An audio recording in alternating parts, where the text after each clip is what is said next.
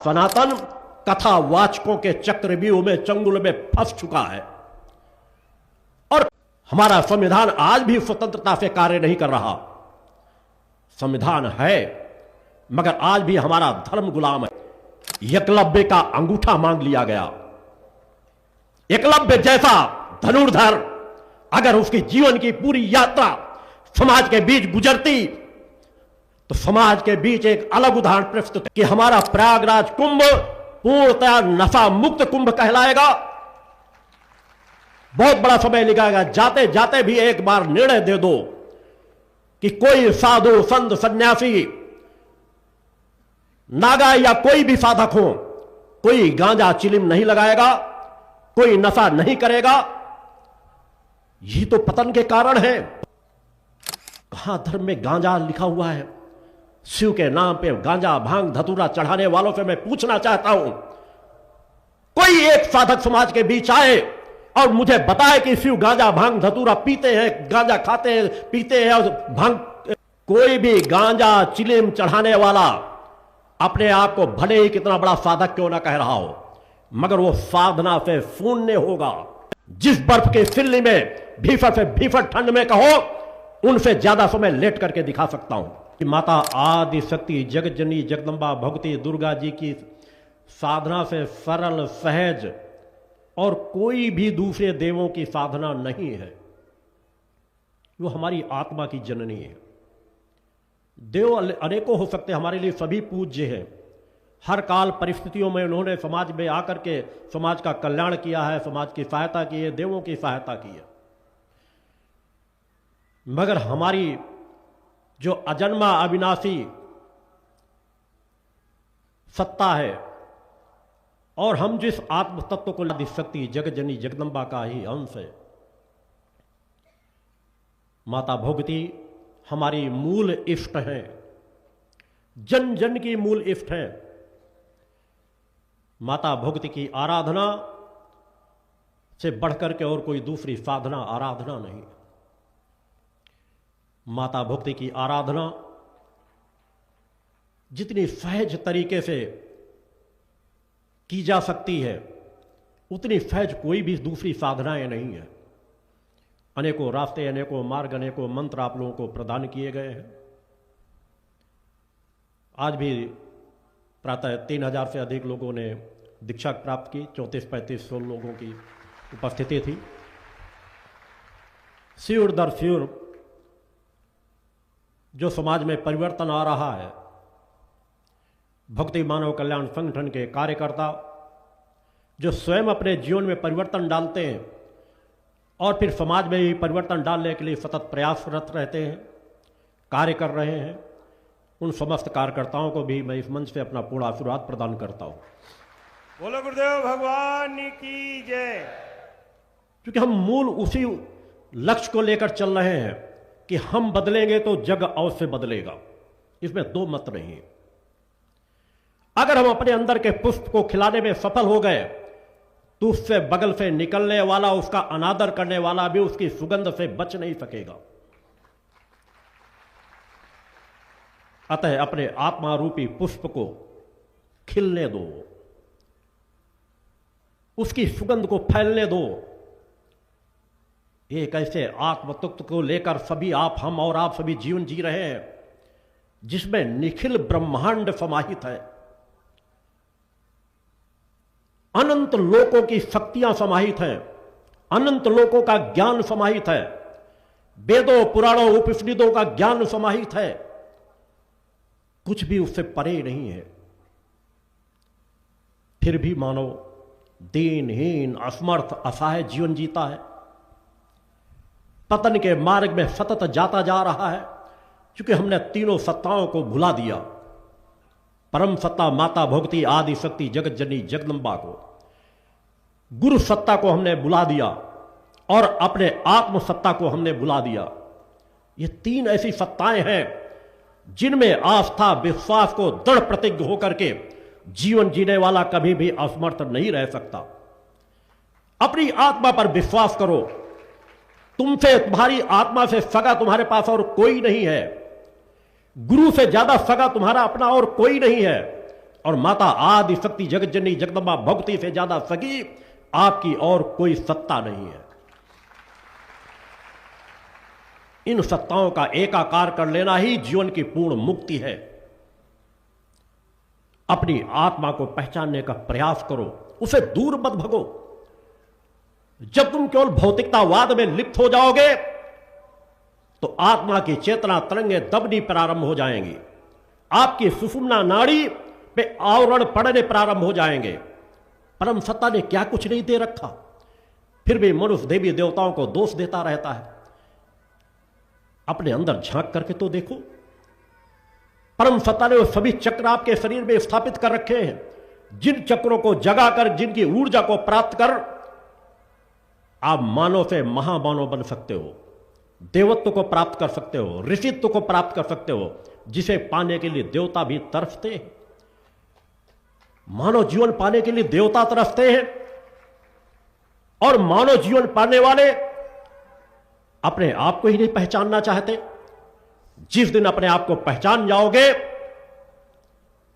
तुम्हारा जीवन बदलना प्रारंभ हो जाएगा। उसके लिए पहचानने के लिए प्रयास तो करना ही पड़ेगा, कहीं ना कहीं से शुरुआत तो करनी ही पड़ेगी।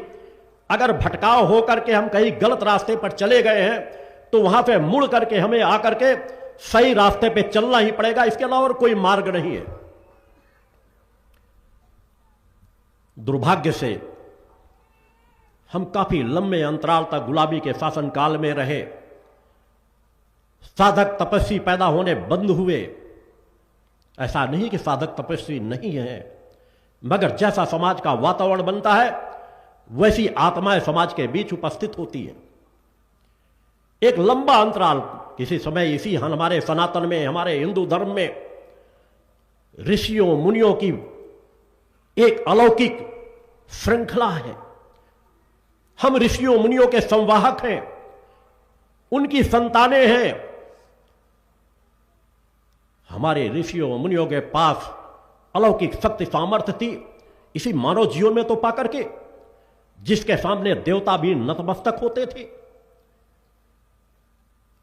आज वही मानव जीवन पाकर हम भटक रहे हैं, क्योंकि उसके मूल में भटकाव की प्रक्रिया चलना प्रारंभ हो गई।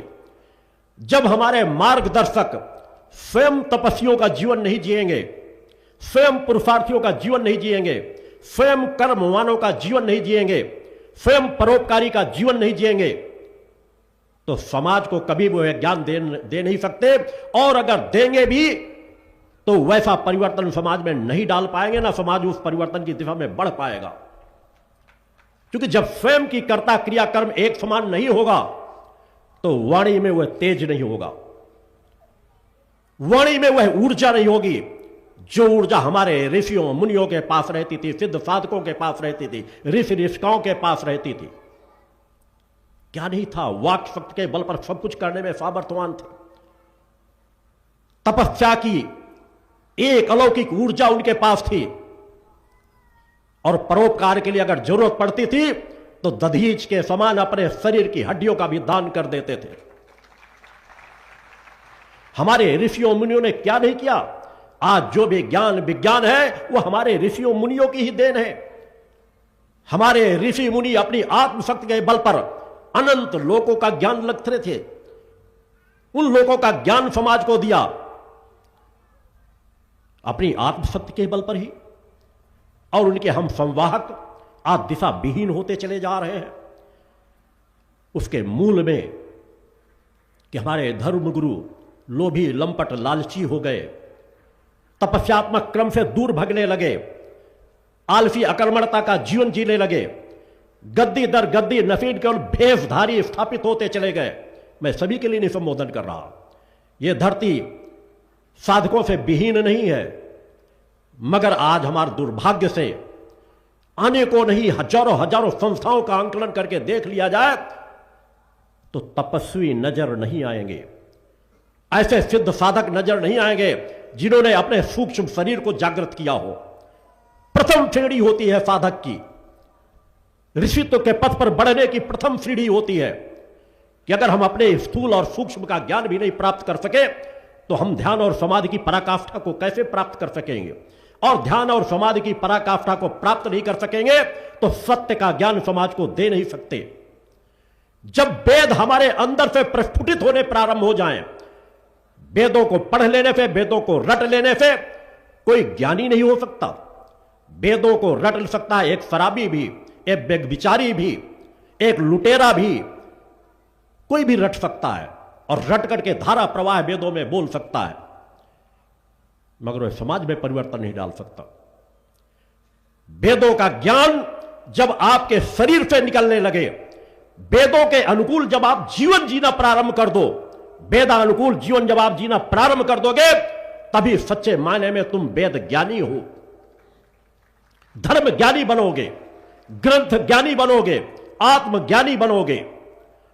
मगर हमारी परंपरा जिन बड़ी बड़े मठों की, जिन बड़े बड़े तीर्थ स्थलों की स्थापना हमारे ऋषियों मुनियों ने की, तप त्याग पुरुषार्थ की पराकाष्ठा को लेकर के आज वह ऊर्जा सभी जगह की शांत होती जा रही है।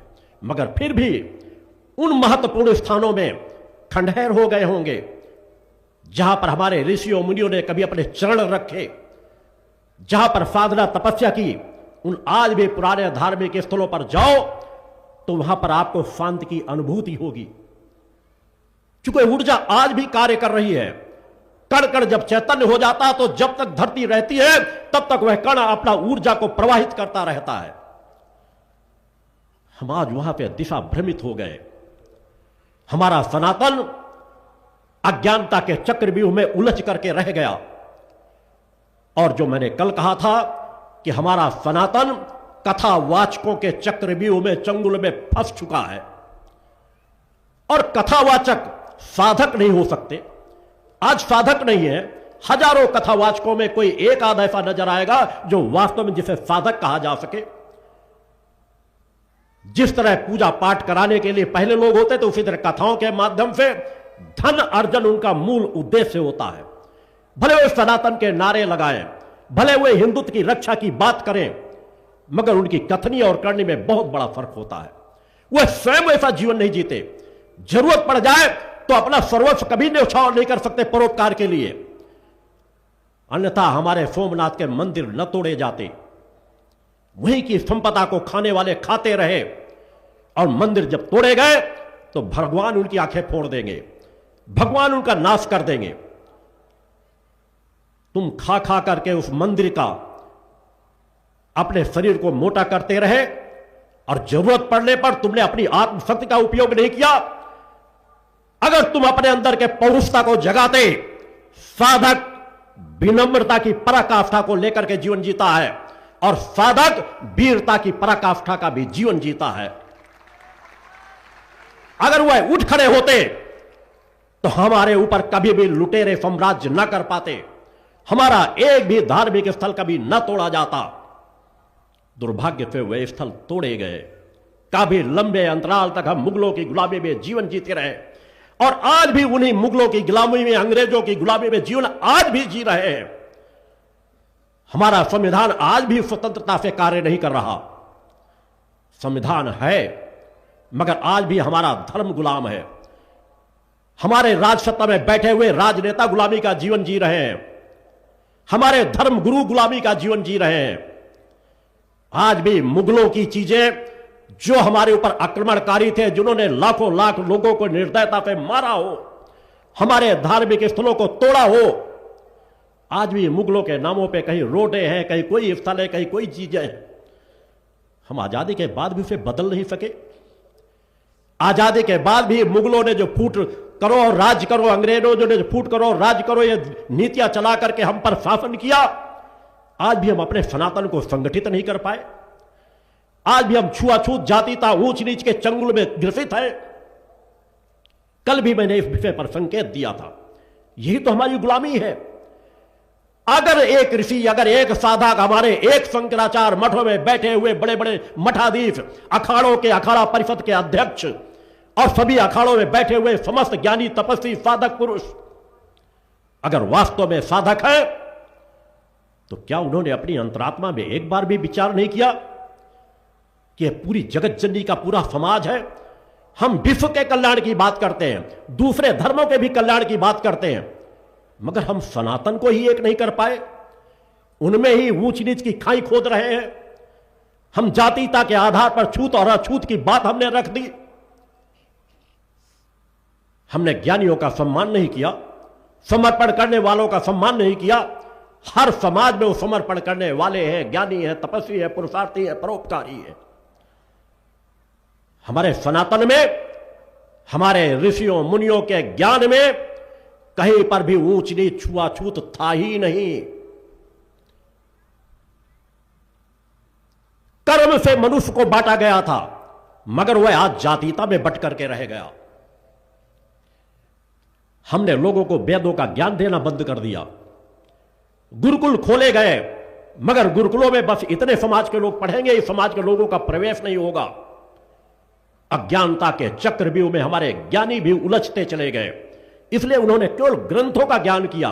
अगर आत्मज्ञानी होते तो भटकाव में न जाते। ग्रंथ ज्ञानी होने का ही परिणाम है। महाभारत काल में एकलव्य का अंगूठा मांग लिया गया। एकलव्य जैसा धनुर्धर अगर उसकी जीवन की पूरी यात्रा समाज के बीच गुजरती तो समाज के बीच एक अलग उदाहरण प्रस्तुत होता, मगर राजसत्ताओं की गुलामी के कारण, अज्ञानता के कारण उसके अंगूठे को मांगा गया। और वही परंपराएं आज भी भटकती हुई हमारे अखाड़ा परिषदों में, हमारे शंकराचार्यों के चारों तरफ चक्रव्यूह में उलझाती चली जा रही हैं। सामर्थ्य के सामने घुटने टेक देना चाहिए। किसी के पास योग्यता है उसका सम्मान करना चाहिए, न कि उसे अपंग बना देना चाहिए, और वो भी जातीयता के आधार पर। प्रयागराज में मैं अपेक्षा करता हूं, हमारे सनातन का एक ऐसा महाकुंभ हो रहा है। विश्व में ऐसे आयोजन दुर्लभ हैं और किसी समाज में नहीं हो सकते, केवल हमारे सनातन में भी हो सकते हैं। कि आज हमारे सनातन में भी आज भी आस्था विश्वास की कोई कमी नहीं है। हमारे वो तीर्थ स्थल आज भी अपनी ऊर्जा को उसी तरह बिखेर रहे हैं कि करोड़ों करोड़ों लोगों की अथाह जन समुदाय अपनी भावनाओं को लेकर वहां उपस्थित हो रहा है। मगर हम वहां से अपेक्षा करते हैं कि हमारे अखाड़ा परिषद, हमारे शंकराचार्य कुछ तो समाज को ऐसा उदाहरण प्रस्तुत करें, कुछ तो ऐसा निष्कर्ष निकाले। ये आयोजन इसीलिए होते थे, पहले कराए जाते थे कि ज्ञानी महापुरुष एकत्र हों और समाज को क्या देना है, समाज किस दिशा में भटक रहा है, समाज को हम किस तरह मार्गदर्शन कर सकते हैं, समाज की बुराइयां कौन कौन सी हैं, उन्हें हम किस प्रकार से दूर कर सकते हैं, उस दिशा में कार्य करना चाहिए। कार्य किए जाते थे। मगर आज तो सिर्फ अपना अखाड़ा परिषद के सभी लोग अपना अपना वैभव दिखाते हैं। हमारी कितनी बड़ी शाही सवारी है। अरे जीवन पर्यंत वैभव दिखाते रहो। प्रयागराज में आप गंगा माता के चरणों पे पहुंचते हो, उनका वैभव बढ़ाओ। मां गंगा का वैभव अमर रहे, हमारे प्रयागराज का वैभव अमर रहे, उनकी कीर्ति बिखेरो, ना कि अपना वैभव वहां दिखाने जाओ। मैं भी जब जाता हूं गंगा मां के चरणों में नमन भाव लेकर के जाता हूं। एक भक्त के रूप में जाता हूं, एक शिशु के रूप में जाता हूं, एक ऋषि के रूप में जाता हूं। मैं इस मंच से भी अपेक्षा करूंगा सभी अखाड़ों से कि क्या आप अपने अखाड़ा परिषदों को, इतने बड़े महाकुंभ को एक संदेश दे सकोगे कि हमारा प्रयागराज कुंभ पूर्णतः नशा मुक्त कुंभ कहलाएगा।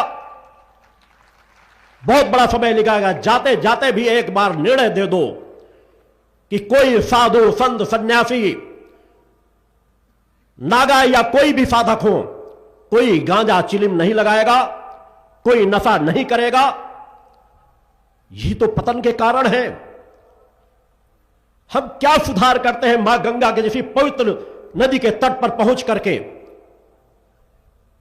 भीष्म पितामह गंगा पुत्र थे, क्या वो गंजेड़ी थे, नशेड़ी थे, शराब पीते थे? साधक थे, तभी अलौकिक शक्ति सामर्थ्य को लेते थे। मगर आज हमारे गंगा के तट पर क्या हो रहा है? परंपराओं के नाम पर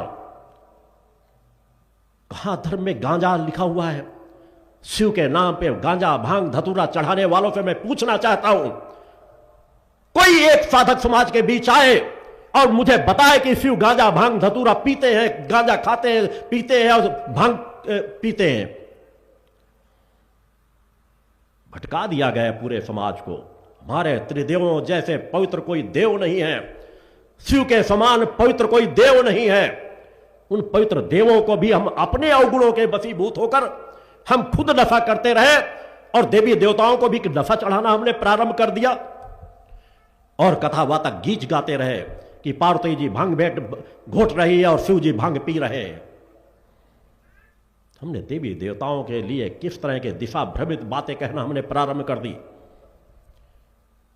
मैं प्रयागराज कुंभ में अपने शंकराचार्यों से चाहूंगा, एक बार जातीयता को, छुआछूत को, सनातन को अगर एक करना है, सनातन की शक्ति से सभी धर्मों का सम्मान अगर करना है, सनातन के माध्यम से अगर भारत को विश्व का धर्म गुरु बनाना है, तो छुआछूत मिटाना ही होगा, नशे से समाज को मुक्त कराना ही होगा। और नशे से समाज को मुक्त आप लोग तब करा पाओगे जब आप स्वयं नशे से मुक्त होगे।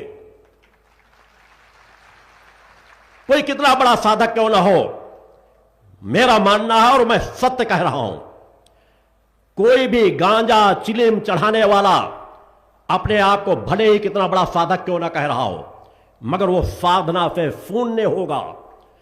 जीवन पर्यंत जीवन की यात्रा तय करने के बाद कभी अपनी अंतरात्मा का ज्ञान नहीं प्राप्त कर सकता, कभी सूक्ष्म शरीर को प्राप्त नहीं कर सकता।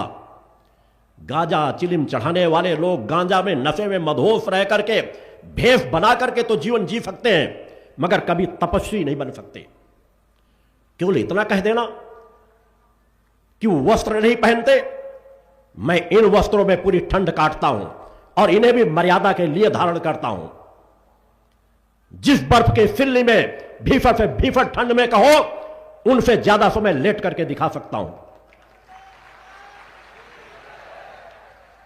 तब को केवल वस्त्रों से आंकलन नहीं किया जा सकता, तब का समाज में परिणाम तो नजर आना चाहिए। नागाओं की फौज किस लिए खड़ी की गई थी? मैं पूछना चाहता हूं कि आजादी के बाद से लेकर के आज तक हमारे शंकराचार्यों ने क्या निर्देशन दिया?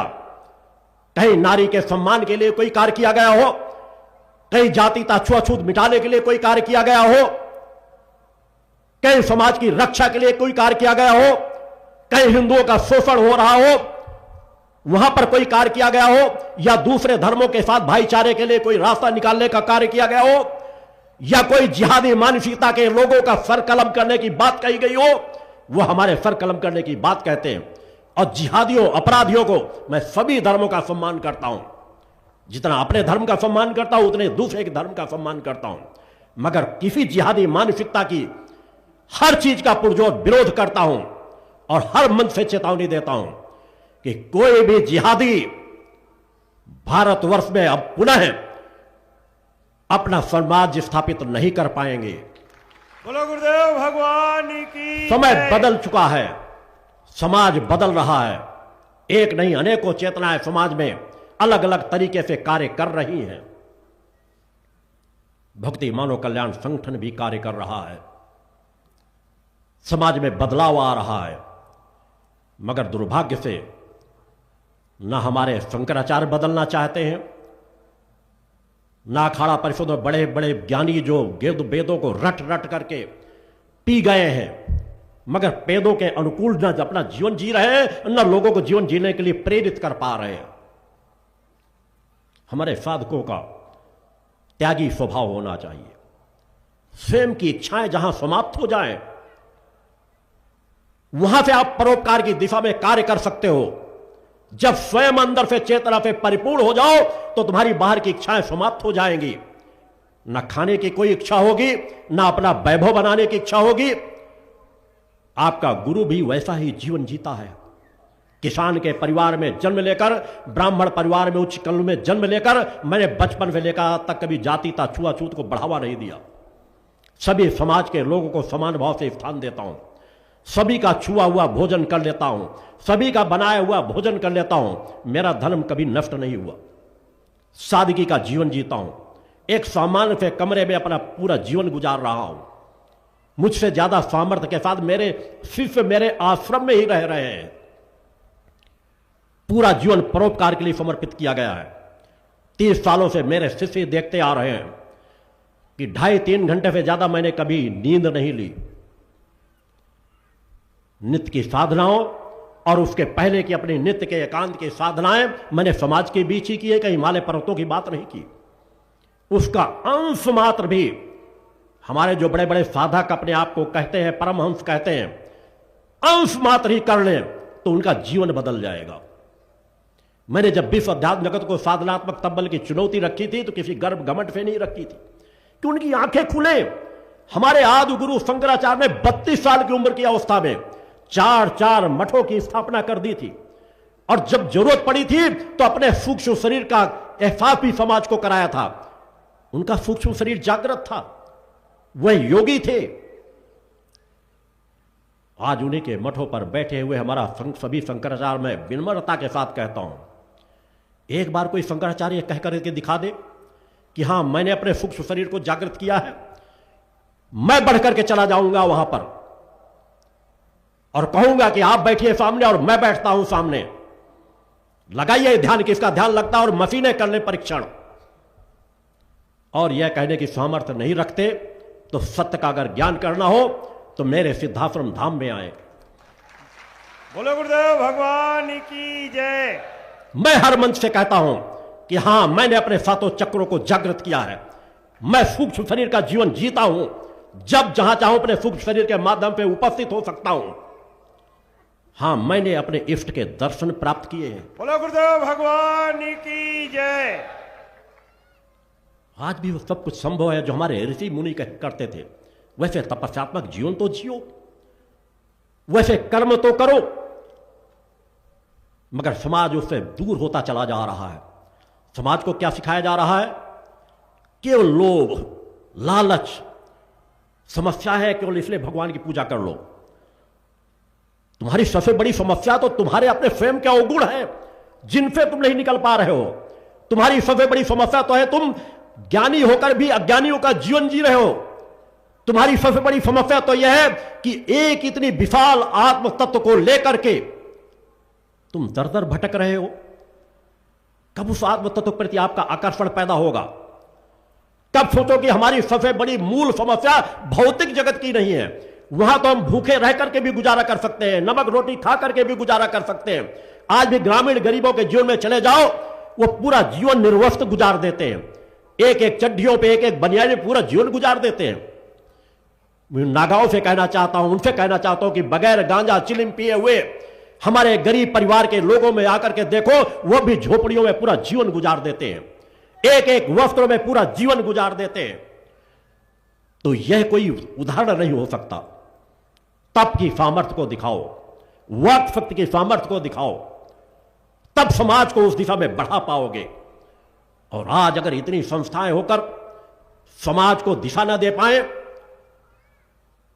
तो यह बड़ा दुर्भाग्य समाज का नहीं है, उन साधु संतों का है कि जो सिर्फ अपना पेट भरने में लगे हुए हैं। समाज को एक नई नई प्रक्रियाओं से जोड़ देते हैं, काल्पनिक कहानियां सुना सुना करके। लट्टू गोपाल को लिए लिए लोग टहल रहे, अपने साथ साथ लिए लिए। क्यों नहीं एक छोटी छोटी कामनाओं की पूर्ति के लिए? अरे भगवान कृष्ण की आराधना करो, उनके बाल गोपाल के रूप की भी आराधना करो, मगर घर में रख करके, सम्मान के साथ एक स्थान में रख करके, उनकी कृपा को अपने हृदय में हर पल स्थापित करके रखो। मगर ये लिए लिए टहलना सब जगह कि तुम चाय पी रहे हो तो उनको भी चाय पिला रही है, मूर्खता है, अज्ञानता है। एक थाली उनके लिए, एक थाली अपने लिए। अपने बेटे को भी उस तरह कभी थाली ना खिलाया होगा। और फिर जब कामनाओं की पूर्ति नहीं होती तो कभी किसी मंदिर में चढ़ाते, कभी किसी नदी में फेंक देते हैं। समाज को इस तरह की काल्पनिक कहानियों से समाज को मत प्रेरित करो। मैं सभी कथावाचकों से कहना चाहता हूं, हमारे एक से एक साधक साधिकाएं हुई है जिन्होंने देवताओं को भी पालने पे झूलने के लिए बाध्य कर दिया है, सूर्य की गति को रोक दिया है, और जहां जरूरत पड़ी है त्याग वैराग्य की पराकाष्ठा दिखाई है। उन ऋषियों मुनियों का ज्ञान दो, उन भक्तों का उदाहरण दो कि अगर कोई शोध करता भविष्य में शोध भी करे तो हां कहे कि जो कहा गया था वैसा हमारे अध्यात्म में, हमारे सनातन में, हमारे हिंदू धर्म में लोग वैसा जीवन जीते थे, वैसे तपस्वियों का जीवन जीते थे। सबरी जैसी साधिका भगवान प्रभु श्री राम को अपने स्थान में खींचने में सफल हो गई थी। वैसा तप करो। केवल दिखावे के तप नहीं होते। अपने शरीर को साधना पड़ता है, अपने आप को विकारों से मुक्त करना पड़ता है, तपस्यात्मक जीवन जीना पड़ता है, धैर्य को धारण करना पड़ता है, धर्म को धारण करना पड़ता है। बस ये नहीं कि हम बस हां कर रहे हैं, बस भगवान तुरंत आ जाएं। कई बार एक नहीं अनेकों जन्म गुजार देने पड़ते हैं।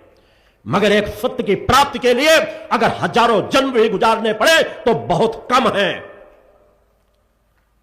उस दिशा में बढ़ाएं, सारगर्भित चीजें बताएं, ऋषियों मुनियों के बारे में बताएं, हमारे देवी देवताओं की शक्तियां क्या थी उसके बारे में बताएं। काल्पनिक चीजों में मत ले जाएं, नहीं कल्पना में जाते जाते हमारा जीवन ही पूरा पतन के मार्ग में चला जाएगा, हमारे हाथ कुछ नहीं लगेगा। बीज बोगे नहीं तो फल प्राप्त होंगे नहीं। बीज बोना भी पड़ेगा, पेड़ की रक्षा भी करना पड़ेगा, तभी हमें अच्छे फल भी प्राप्त होंगे। मगर केवल फलों की कहानियां सुना करके बीज किस तरह बोना है यह ज्ञान नहीं कराओगे तो समाज के हाथ कुछ नहीं लगेगा। इसलिए हमारा समाज दीनहीन, असमर्थ, असहाय होता जा रहा है। संतोष कहीं नजर नहीं आता, धैर्यता कहीं नजर नहीं आती, वीरता कहीं नजर नहीं आती, साहस कहीं नजर नहीं आता। हमारे 8वीं 9वीं 10वीं में पढ़ने वाले छोटे छोटे बच्चे भिखारी मानसिकता के होते चले जा रहे हैं, नशे का सेवन करते चले जा रहे हैं। हम किस समाज की रक्षा कर रहे हैं? अगर माता पिता थोड़ा धर्म अध्यात्म का जीवन जीते हैं तो उनके बच्चे नास्तिक हैं। 25-50 साल बाद आगे आने वाली पीढ़ी का होगा क्या? फिर वो या तो ईसाई बनेंगे या इस्लाम धर्म स्वीकार करेंगे, थोड़े थोड़े पैसे के लिए चंद टुकड़ों में अपना धर्म बेच देंगे। तो वास्तव में अगर अपने बच्चों से प्रेम करते हो तो उनको अच्छा स्वास्थ्य प्रदान करो, अच्छी शिक्षा प्रदान करो और अच्छा धर्म का ज्ञान प्रदान करो, उस धर्म पथ में बढ़ाओ। यह माता पिता का प्रथम कर्तव्य है कि बेटे आपके तन से बलिष्ठ हो, मन की एकाग्रता हो और बुद्धि की प्रखरता हो, एकाग्रता की पराकाष्ठा हो और जीवन में निरंतरता हो। समग्र भाव से, एकाग्रता के साथ, निरंतरता के साथ जब कोई साधक आगे बढ़ता है तो जीवन में कभी वह असमर्थ नहीं रह सकता। वो चेतनावानों का जीवन जिएगा, कभी भूखों नहीं मर सकता। उसका आत्मबल इतना मजबूत होगा, वो जिस दिशा में बढ़ेगा, कृषि कार्य करेगा तो दूसरों से ज्यादा उपज अपनी कम से कम जमीन में कर लेगा। नौकरी करेगा तो वहां से भी ऊंचाइयों की ओर बढ़ जाएगा। राजनीति में जाएगा तो ऊंचाइयों की ओर बढ़ जाएगा। हमारे संस्कार हमारे कार्य करते हैं। उस संस्कार की मूल भावना को हम भूल जाएंगे कि हमें किस पेड़ को किस तरह से खींच कर तैयार करना है। हम उससे विमुख हो जाएंगे तो हमारे हाथ आगे कुछ भी नहीं बचेगा। हम मूल ज्ञानों से दूर भाग जाएंगे। अतः समाज को आवश्यकता है कि सत्य का ज्ञान कराया जाए, युवाओं को बताया जाए कि तुम किसके संवाहक हो, तुम्हें किस तरह का जीवन जीना चाहिए। तुम्हारे एक आदर्श फिल्मी एक्टर नहीं हो सकते जो पैसे में अपने आप को बेचते रहते हैं। पैसे में वो तन भी बेच देते हैं, मन भी बेच देते हैं, अपने संस्कार भी बेच देते हैं। उनको सिर्फ पैसा चाहिए। तुम्हारे आदर्श तुम्हारे माता पिता हो, तुम्हारे आदर्श तुम्हारे गुरुजन हो, तुम्हारे आदर्श तुम्हारे ऋषि मुनि हो, तुम्हारे आदर्श तुम्हारे धर्म ग्रंथ हो, जिस दिशा में तुम्हारे बढ़ाना चाहते हैं, तुम्हारे आदर्श तुम्हारे धार्मिक स्थल हो। जब उनसे भूख पैदा करोगे, उनके प्रति श्रद्धा विश्वास पैदा करोगे तो तुम्हारी सुषुम्ना नाड़ी शांत नहीं रह सकती। सुषुम्ना नाड़ी तुम्हारी चैतन्य होने लगेगी। तुम ज्ञानी बनोगे, सामर्थ्यवान बनोगे, परोपकारी बनोगे, साधक बनोगे। तभी तुम मांग सकोगे कि मां मुझे अगर कुछ देना है तो भक्ति, ज्ञान और आत्मशक्ति दे दो, और इसके अलावा मुझे कुछ नहीं चाहिए। और जीवन में अगर मुझे भक्ति, ज्ञान और आत्मशक्ति मिल गई तो दुनिया का कोई भी कार्य शेष नहीं बचेगा। कोई भी प्रलोभन मुझे भटका नहीं सकेगा। मैं अपनी भक्ति के बल पर अपने इष्ट का आशीर्वाद प्राप्त कर लूंगा। अपने ज्ञान के बल पर अज्ञानता को हटाने में सफल हो जाऊंगा और आत्मशक्ति के बल पर मैं जो चाहूंगा वह कर सकता हूं, क्योंकि मैं धर्म पथ पर बढ़ने वाला हूं। मैं धर्म पथ का राही हूं। सत्य के साथ कार्य करूंगा, सत्कर्म के साथ कार्य करूंगा। तभी आप कह सकते हो कि हां, परम सत्ता ने जो विधान बनाया है, आत्मा की अमरता और कर्म की प्रधानता, जो हमारे ऋषि मुनि बताते चले आए हैं, उस पर तुम्हारा विश्वास अडिग हो जाएगा कि हमारी आत्मा अजर अमर अविनाशी है और हमारे हर कर्म का फल हमें ही भोगना है, किसी दूसरे को नहीं। और हम अपने कर्म के बल पर जितना चाहे उतना अपना भविष्य सुंदर बना सकते हैं। और आत्मा की अमरता को भूलकर, कर्म की प्रधानता को भूलकर भटकाओं में जाओगे, पुरुषार्थ नहीं करोगे, तप नहीं करोगे, मेहनत नहीं करोगे, तो तुम्हारे हाथ कुछ नहीं लगेगा। अतः आत्मा की अमरता, कर्म की प्रधानता को पहचानो, जागो। तुम सब कुछ कर सकते हो। अनीति, अन्याय, अधर्म समझौता करना बंद कर दो। भूखों मर जाना पड़े उसे श्रेष्ठ मानो, मगर अनीति, अन्याय, अधर्म से समझौता मत करो। भ्रष्टाचार मत करो। सच्चाई, ईमानदारी की मेहनत से कमाया हुआ धन आपके बच्चों का कल्याण करेगा। निश्चित मानना, यह समय का चक्र बदल चुका है। एक न एक दिन वह नष्ट अवश्य होगा। अपने राजा महाराजाओं को देखो, जिनके महलों में बड़ा बड़ा वैभव रहता था, दिशाविहीन हुए, सब कुछ छिन गया। आज उनके महलों पर सैनिकों की बूटों की चापें गूंजती हैं। जहां पहले आम लोगों को जूते उतार कर अपने अपने सर में रख करके जाना पड़ता था, मगर जिन्होंने त्याग, पुरुषार्थ, परोपकार का जीवन जिया है, उन राजा महाराजाओं को हम आज भी याद करते हैं। मगर धीरे धीरे परंपरा में वो सब कुछ भटकता चला गया। हम धीरे धीरे क्षीण होते चले जा रहे हैं। हमने केवल भौतिक जगत के उस दलदल की ओर बढ़ना प्रारंभ कर दिया है जहां मरना ही मरना है। कभी आत्म कल्याण नहीं होना, कभी मुक्ति नहीं प्राप्त होनी, कभी मोक्ष प्राप्त नहीं होना, और जन्म दर जन्म उस चक्र में उलझते चले जाओगे और एक दिन कीड़ों मकोड़ों की तरह जीवन जीने के लिए बाध्य हो जाओगे। अतः जागो, अपने आप को पहचानो। मैं कौन हूं, मेरा कौन है, मेरा कर्म क्या है, इन तीन बातों को समझने का प्रयास करो। जिस दिन इन तीन बातों को समझ जाओगे, तुम्हारा जीवन चक्र बदलने लगेगा। तुम्हारे जीवन में जितना सौभाग्य आना है वह सौभाग्य आकर के रहेगा। सौभाग्य के पीछे मत भागो। ऐसा कर्म करो, ऐसा पुरुषार्थ करो कि सौभाग्य तुम्हारे पीछे पीछे भागे।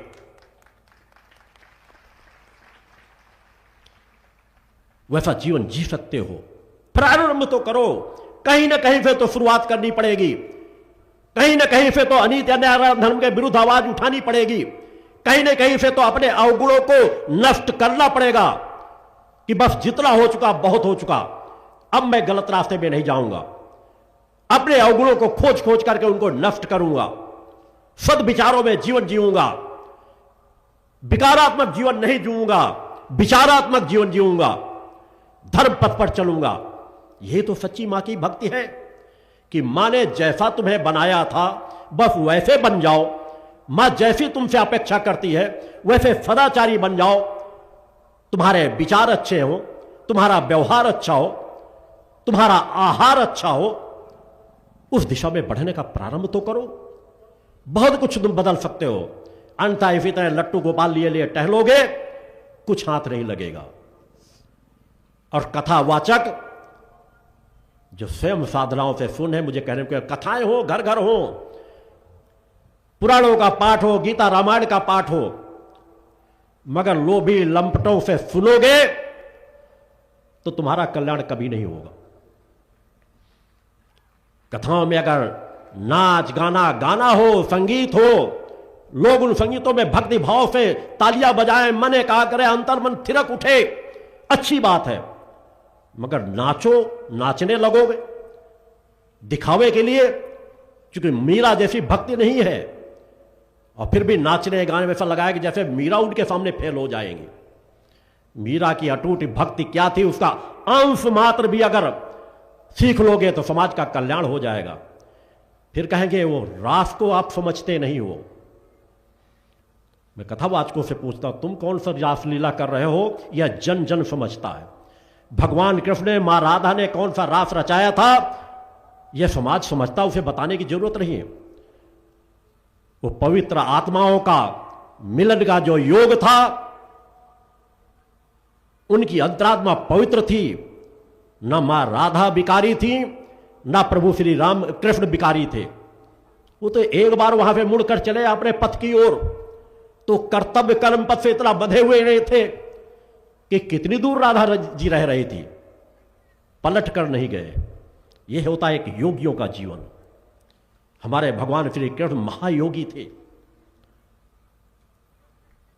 देव अवतार थे, अपने कर्म पथ पर पूरी जीवन की यात्रा तय करते रहे। मगर कथावाचक केवल 8-9 साल की, 10 साल की लीलाओं पे, बस उन्हीं लीलाओं पे नाचते हैं, गाते हैं, मस्त रहते हैं। कितने राष्ट्रभक्त पैदा किए, कितने त्यागी पैदा किए, कितने लोगों को नशा मुक्त कराया, पूछा जाएगा तो जीरो का जीरो ही रहेगा। कुछ कथावाचक तो ऐसे हैं कि राम का गुणगान गलाने के लिए बुलाते हैं और फिर वहां अली मौला गाते हैं। क्या दोगे समाज को? वयोवृद्धों का सम्मान है, मगर उन वयोवृद्धों से भी मैं पूछना चाहता हूं, पूरे जीवन पर्यंत राम की कथा सुना करके क्या तुमने सूक्ष्म शरीर को प्राप्त किया है? और सूक्ष्म शरीर तक भी नहीं पहुंच सके तो बस यह है, 2 कदम आगे चलते हैं, 2 कदम पीछे चलते हैं, अज्ञानता में उलझलते रहते हैं। केवल हम एक दूसरों को सम्मान इसलिए करते रहे, कोई इतने इतने वर्षों से कथाएं सुना रहे हैं, वो धर्म ग्रंथों का ज्ञान रखने वाले हैं। तो ज्ञानी भटकता है, भक्त कभी नहीं भटकता।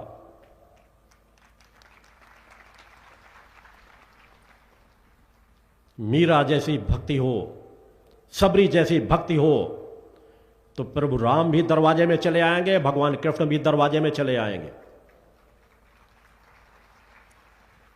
वैसा जीवन जियो, भटकाओं का जीवन मत जियो। हमें सनातन की अगर रक्षा करनी है तो हमें अपने बच्चों को तपस्वी बनाना पड़ेगा, ज्ञान विज्ञान से परिपूर्ण करना पड़ेगा। अपने धर्म का ज्ञान हो, अपने ऋषियों मुनियों का ज्ञान हो। एक रामायण का सीरियल जब चला था, ट्रेनें रुक जाती थी। आम लोगों में भक्ति की कहां कमी है, मगर हम ले किस दिशा में जा रहे हैं? नाच रास रंग और करोड़ों करोड़ों रुपए लेकर के 9-10 दिन में कमाई करके अपने घर चले जाना। जनता मरे कुछ भी हो। और बात तो अगर 90% अगर मैं कह दूं, गारंटी के साथ कह रहा हूं, 90% कथावाचक हैं, जहां कथाएं करने जाते हैं वहां एक कथा पत्नी छोड़ के आते हैं। मैं सभी जगहों पर एक नहीं अनेकों बड़े बड़े जो अपने आप को महत्वपूर्ण अपने थे, 4-4, 5-5 साल पहले मैंने बता दिया था कि ये जेल जाएंगे और जेल गए। मैंने शासन प्रशासन में उस समय कहा था कि अगर वो चाहे तो मैं ऐसे अनेकों महत्वपूर्ण धार्मिक स्थानों की जानकारी बता सकता हूं कि कहां कितना बड़ा नाजायज व्यवसाय होता है, कहां कहां अपराध होते हैं। मगर शासन कार्य तो करे। हमारे वो धार्मिक स्थल आज अनेकों अधर्मी अन्यायों के चंगुल में ग्रसित हो चुके हैं। और आज भी उस तरह शराबियों को महामंडलेश्वर बना दिया जाता है, फिल्म एक्टरों को महामंडलेश्वर बना दिया जाता है। क्या दोगे समाज को? वो क्या दे पाएंगे समाज को? अरे ऐसे महत्वपूर्ण पदों के लिए तो तपस्वियों की तलाश होना चाहिए, साधक तैयार किए जाने चाहिए, उस दिशा में कार्य तो किया जाना चाहिए। उस दिशा में कार्य नहीं हो रहा।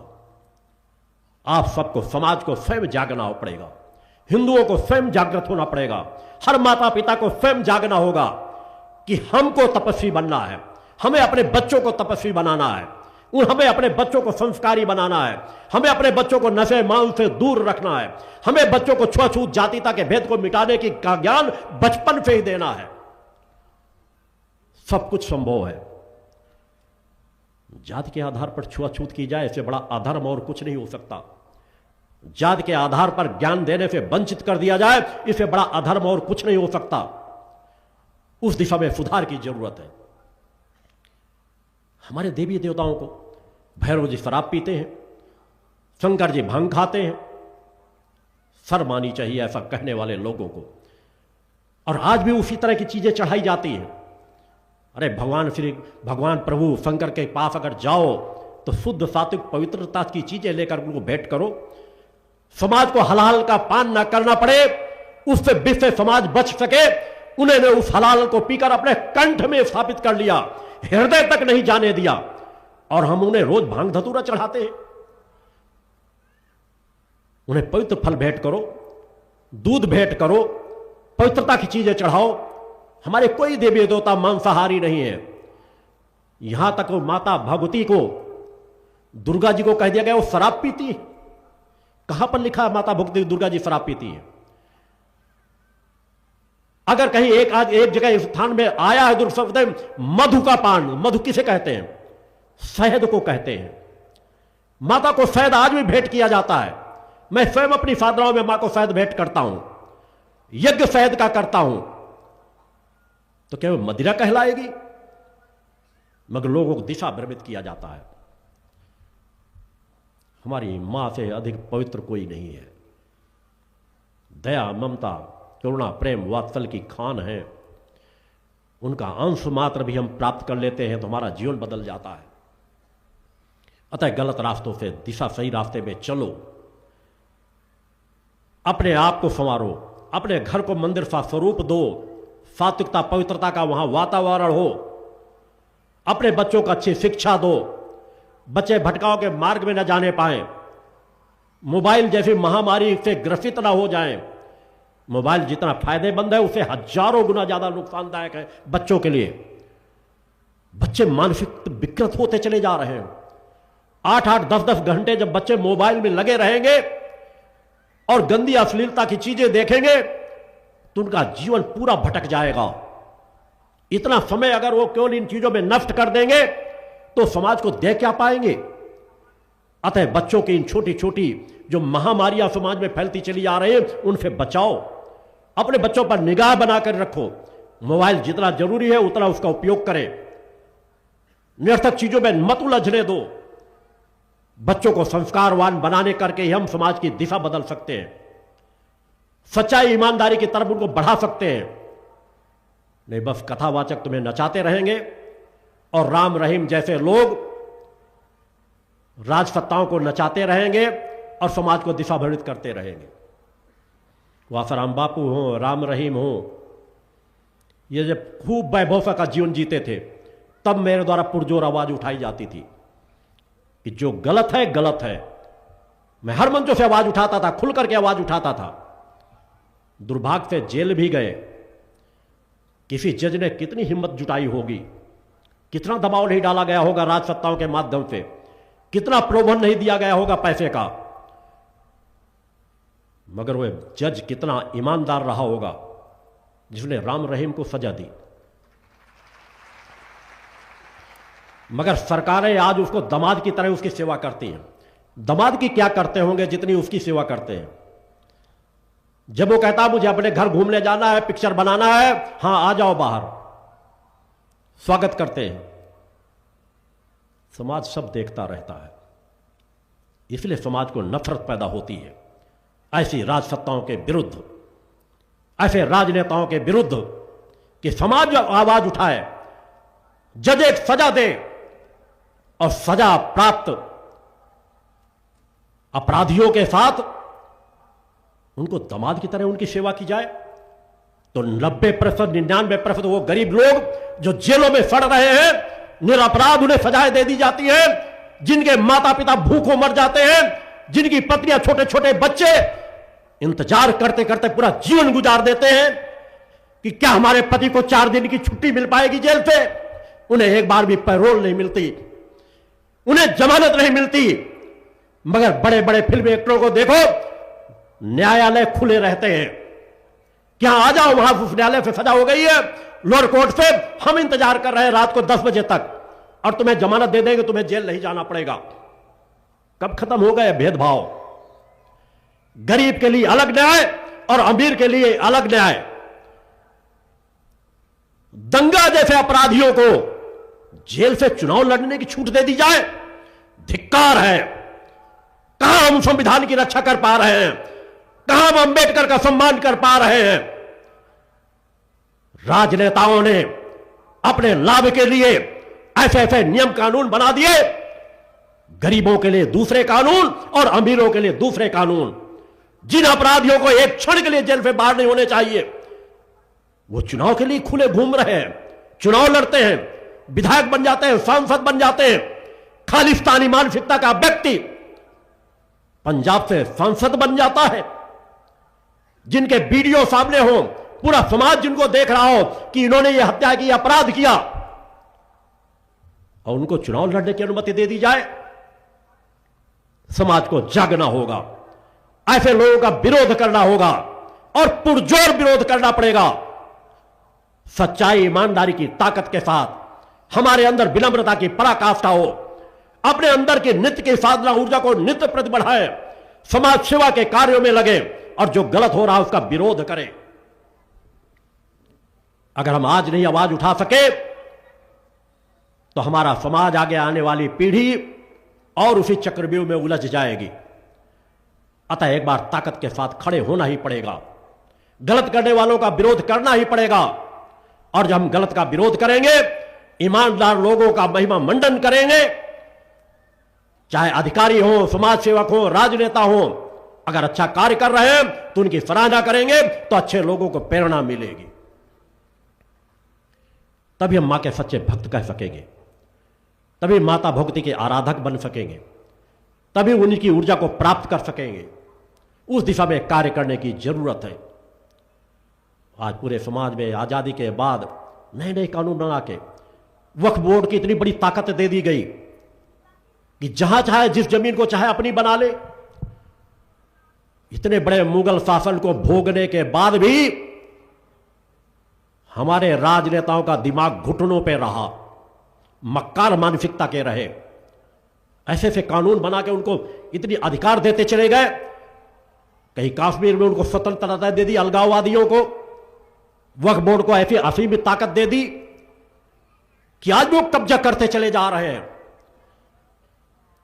अगर बांग्लादेश में बगल का अत्याचार नजर नहीं आ रहा, अफगानिस्तान में हो रहा अत्याचार नजर नहीं आ रहा, पाकिस्तान में हो रहा अत्याचार नजर नहीं आ रहा, तो फिर तुम सबसे बड़े दुर्भाग्यशाली हो। चूंकि अत्याचार और किसी पर नहीं होना, केवल सनातनियों पर होना है, हिंदुओं पे होना है। अतः जागो, अपने आप को पहचानो। उग्रता के लिए नहीं, हिंसक बनने के लिए नहीं, रचनात्मक कार्य करने के लिए अपने आप को पहचानना ही पड़ेगा, तपस्वी बनना ही पड़ेगा, अनीति अन्याय अधर्म का विरोध करना ही पड़ेगा, उस दिशा में कार्य करना ही पड़ेगा। उसी लेके 3 धाराओं का गठन मेरे द्वारा किया गया है। मैं सभी का सम्मान करता हूं। किसी पार्टी से अगर अच्छे लोग होते हैं, वो मदद मांगते हैं, उन्हें सहायता दी जाती है। मगर मैंने फिर भी भविष्य के लिए 3 धाराओं का गठन किया है, क्योंकि सब कुछ हमारा 3 धाराओं से जुड़ा हुआ जीवन है। मनुष्य का कर्तव्य 3 धाराओं से जुड़ा हुआ है। उससे परे किसी भी मनुष्य का जो इस धरती में पैदा हुआ है, उनके 3 मात्र कर्तव्य हैं: धर्म की रक्षा करना, राष्ट्र की रक्षा करना और मानवता की सेवा करना। इसीलिए धर्म रक्षा के लिए सिद्धाश्रम धाम की स्थापना मेरे द्वारा व्यवहारी में की गई है, एक शक्तिपीठ की स्थापना की गई है। और मानवता के कल्याण के लिए भगवती मानव कल्याण संगठन का गठन किया गया है। और राजसत्ता को राष्ट्र रक्षा के लिए भारतीय सचेतना पार्टी का गठन किया गया है। केवल इसके लिए नहीं कि केजरीवाल के तरह जायज नाजायज रास्ते लगाकर सत्ता का सुख भोगे। हमारी पार्टी राजनीतिक सत्ता सुख भोगने के लिए नहीं, बल्कि राजनेताओं की दिशा को सुधारने के लिए है कि सुधर जाओ, हम तुम्हारे मददगार बनेंगे, अन्यथा एक न एक दिन हम तुम्हें सत्ता से बाहर अवश्य करेंगे। बोलो गुरुदेव भगवान की जय। सरकारें शराब बेचे लाइसेंस दे करके, सरकारी दुकानें, शराब की दुकानें, इससे बड़ा अन्याय अत्याचार और क्या होगा? ठेका दे दे करके आम व्यक्ति शराब बेचे तो वो जेल के अंदर जाएगा। और इन बेईमानों को क्या कहा जाएगा जो शराब के ठेके दे दे के, लाइसेंस दे दे करके शराब की दुकानें चला रहे हैं? कोई पार्टी हो, किसी प्रदेश की हो, मैं उसे राष्ट्रभक्त कभी भी नहीं मान सकता जो अपनी प्रजा को, अपने प्रदेश को शराबी बनाए, देखे जाकर उन बहन बेटियों के घरों में होने वाले अत्याचार को। जिस घर का एक व्यक्ति शराबी बन जाता है, पूरा परिवार बर्बाद हो जाता है। मगर हमारे राजनेताओं को समझ नहीं आ रही। हमारा संगठन कार्य कर रहा है, दिन रात कार्य कर रहा है, डोर टू डोर संपर्क करके लोगों को नशा मुक्त करा रहा है। लाखों लाख लोगों को नशा मुक्त कराया जाता है। मेरे दिव्य धाम में आकर के लोग नशा मुक्त हो रहे हैं। 10-10, 20-20, 25-25, 50-50 के ग्रुप में जाते हैं। सभी अवगुणों को छोड़ना चाहते हैं। सत्य की ताकत में क्षमता होती है कि घर का एक व्यक्ति को सुधारने में के लिए पूरा घर लग जाता, नहीं सुधरता। और मेरे सिद्धार्थ धाम की चेतना तरंगों का प्रवाह है कि घर के लोग उनके साथ नहीं आते, वह स्वयं ग्रुप के ग्रुप बढ़ करके आते हैं। पूछा जाता है आपके साथ और कौन आया है? कहते गुरुदेव जी हम बस हमारे सब जितने हम लोग शराब पीते थे हम ही लोग आए हैं। किस लिए आए हो? गुरुदेव जी शराब छोड़ने आए हैं। आते हैं, एक दिन के अंदर उनको वह ऊर्जा वहां से मिलती है। मां का आशीर्वाद स्वरूप जो शक्ति जल दिया जाता है, उसके माध्यम से नशा मुक्त होते हैं। और इतने वर्षों के 30 सालों के अंतराल की यात्रा में विश्व में एक भी ऐसी संस्था नहीं है, पूरी सरकारों के सभी नशा मुक्त केंद्र इतने नहीं है जितने लोगों को नशा मुक्त किया हो, जितने लोगों को नशा मुक्त मेरे द्वारा उस दिव्य धाम से किया गया। बोलो गुरुदेव भगवान की जय। बताएंगे कोई ऐसा संगठन देश में जो हो? कितने संगठन हैं? हमारे भक्ति मानव कल्याण संगठन ने 2000 से अधिक नशे की नाजायज खेपों को पकड़ाया है। कोई ऐसा संगठन हो तो बताए। वो तो शराब माफियाओं से और जुड़ जाते हैं, उनसे सौदा कर लेते हैं। बड़े बड़े संगठन लगे हुए हैं, खुलकर विरोध नहीं करते। हमारा संगठन एक ऐसा संगठन है जो शराब माफियाओं का खुल करके विरोध करता है और सदा करता रहेगा। समाज को शराब, पहले तो सरकारें सबसे बड़ी शराब माफिया हैं, जगह जगह ठेके चलाती हैं। और फिर जो ठेके दे दिए जाते हैं वो एक एक ठेके के बदौलत सैकड़ों गांव में अपने ठेके चलाते हैं। अरे मरोगे एक दिन। उन शराब माफियाओं से कहना चाहता हूं, उन राजसत्ताओं से कहना चाहता हूं, जिस तरह तुम समाज को बर्बाद कर रहे हो, आगे आने वाली तुम्हारी पीढ़ी भी उसी तरह बर्बाद होगी अगर तुम सचेत नहीं हुए। बोलो गुरुदेव भगवान की जय। कब तक तो हमारे छोटे छोटे दूध मुहे बच्चों को बर्बाद करोगे? स्कूलों में जाने वाले बच्चे 7वीं 8वीं माता पिता देखते हैं कि हमारे भविष्य बनेंगे, देश के कर्णधार बनेंगे, अपना सब कुछ बच्चों के लिए न्यौछावर कर देते हैं। और सरकारों द्वारा बेची जाने वाली शराब की दुकानें, वहां पे बेचे जाने वाली शराब उन बच्चों को अपनी ओर खींच लेती है। आवाज उठानी ही पड़ेगी कि शराब से मुक्त करो। यह हिंदू राष्ट्र है, सनातनियों का देश है, एक ऐसा देश है जहां सभी धर्म रह सकते हैं, मिलजुल करके कार्य कर सकते हैं। मगर जो गलत हो रहा है उस एक एक गलत को समाज से हटाना ही पड़ेगा। अनीति अन्याय अत्याचार को हमें मिटाना ही पड़ेगा, तभी हम समानता के समाज का निर्माण कर पाएंगे। उस भेदभाव को मिटाना ही होगा, उस दिशा में कार्य करना ही पड़ेगा। इसके अलावा और कोई रास्ता नहीं है। समाज में जागृति पैदा करना पड़ेगा, जागरूक बनना पड़ेगा। और जागरूक तुम्हारी बुद्धि तो तभी काम करेगी जब तुम अच्छा आहार करोगे, अच्छे विचारों के दायरे में रहोगे, नित्य उस परम सत्ता की अपने घर में थोड़ी देर ध्यान साधना करोगे। उससे जितनी ऊर्जा प्राप्त होती है उतनी आहार से नहीं प्राप्त होती। अन्नमय कोष उतना आपका सहायक नहीं है जितना प्राणमय कोष आपकी सहायता करता है। जब प्राणमय कोष जागृत हो जाता है तो वह आपको अलौकिक ऊर्जा देता है, अलौकिक तृप्ति, शांति, संतोष दे देता है। जरूरत पड़ने में आप कई कई दिन जग करके कार्य करते रहो, आपकी प्राण शक्ति आपका सहायता करती है। मैंने कल भी बताया था कि परसों चला था अपने धाम से 2:30 बजे नित्य प्रातः जगता हूं, जग करके वहां की ध्यान साधना करके पूरा दिन यात्रा मेरे साथ मेरे शिष्य रहते हैं। लोग तो साधु संत गाड़ियों में बैठते हैं और आराम से तान के सोते आते हैं। कोई एक साधक आज तक याद मुझे बता दे कि अगर मेरी एक पल के लिए नींद के रूप में पलक झपकती हो, आंख बंद करके बैठ जाता हूं। और वहां पर एक कल पूरी रात्रि 1 मिनट के लिए मैंने नींद नहीं ली। हां, आज रात्रि मैंने थोड़ा सा विश्राम किया है। मगर मेरा कभी भी विश्राम 2 से 2.5 घंटे से अधिक नहीं होता। 30 सालों का पूरा रिकॉर्ड समाज के बीच है। शरीर पे उसका कई बार गलत प्रभाव पड़ता है, मगर हमारे लिए शरीर महत्वपूर्ण नहीं है। जब परोपकार की भूख हमारे अंदर जागृत हो जाती है तो लगता है हम अपने अस्तित्व को और कितना मिटा दें। हम एक से अनेकों में किस तरह फैल जाएं। और आज है जो मैंने 30 साल पहले कहा था कि हम दुर्गा सप्तशती में पढ़ते तो हैं कि एक राक्षस रक्त बीज की जितनी बूंदें जमीन में गिरती थी उतने रक्त बीज पैदा हो जाते थे। कहां गए हमारे वो तपस्वी, कहां गए वो हमारे ऋषि मुनि? क्या वो अपनी चेतना तरंगों के माध्यम से एक नहीं अनेकों में नहीं बढ़ सकते? आज मेरे द्वारा वही कार्य किया जा रहा है। जिनको गरीब माना जाता था, असमर्थ असहाय माना जाता था, उन्हें मैंने अपनी चेतना तरंगों के बल पर आज वह चेतना बदल दी है कि वो आज हजारों हजारों लोगों को बदलते जा रहे हैं। बोलो गुरुदेव भगवान की जय। मेरे शिष्यों के आत्मबल को देखे समाज, वो गरीब हो सकते हैं मगर चेतना की कहीं कमी नहीं होगी। वो फटेहाल हो सकते हैं मगर उनका आत्मबल आसमान को छूने वाला होगा। वो नीति अन्याय अधर्म से लड़ने वाले होंगे। वो नफे मांस का सेवन करने वाले नहीं होंगे। वो सत्य के रक्षक होंगे। धर्म, राष्ट्र और मानवता की सेवा के लिए अगर जरूरत पड़ जाए तो अपना सर्वस्व न्यौछावर करने वाले लोग होंगे। आज वैसे शिष्य मेरे तैयार हो रहे हैं, वैसे साधक मेरे तैयार हो रहे हैं।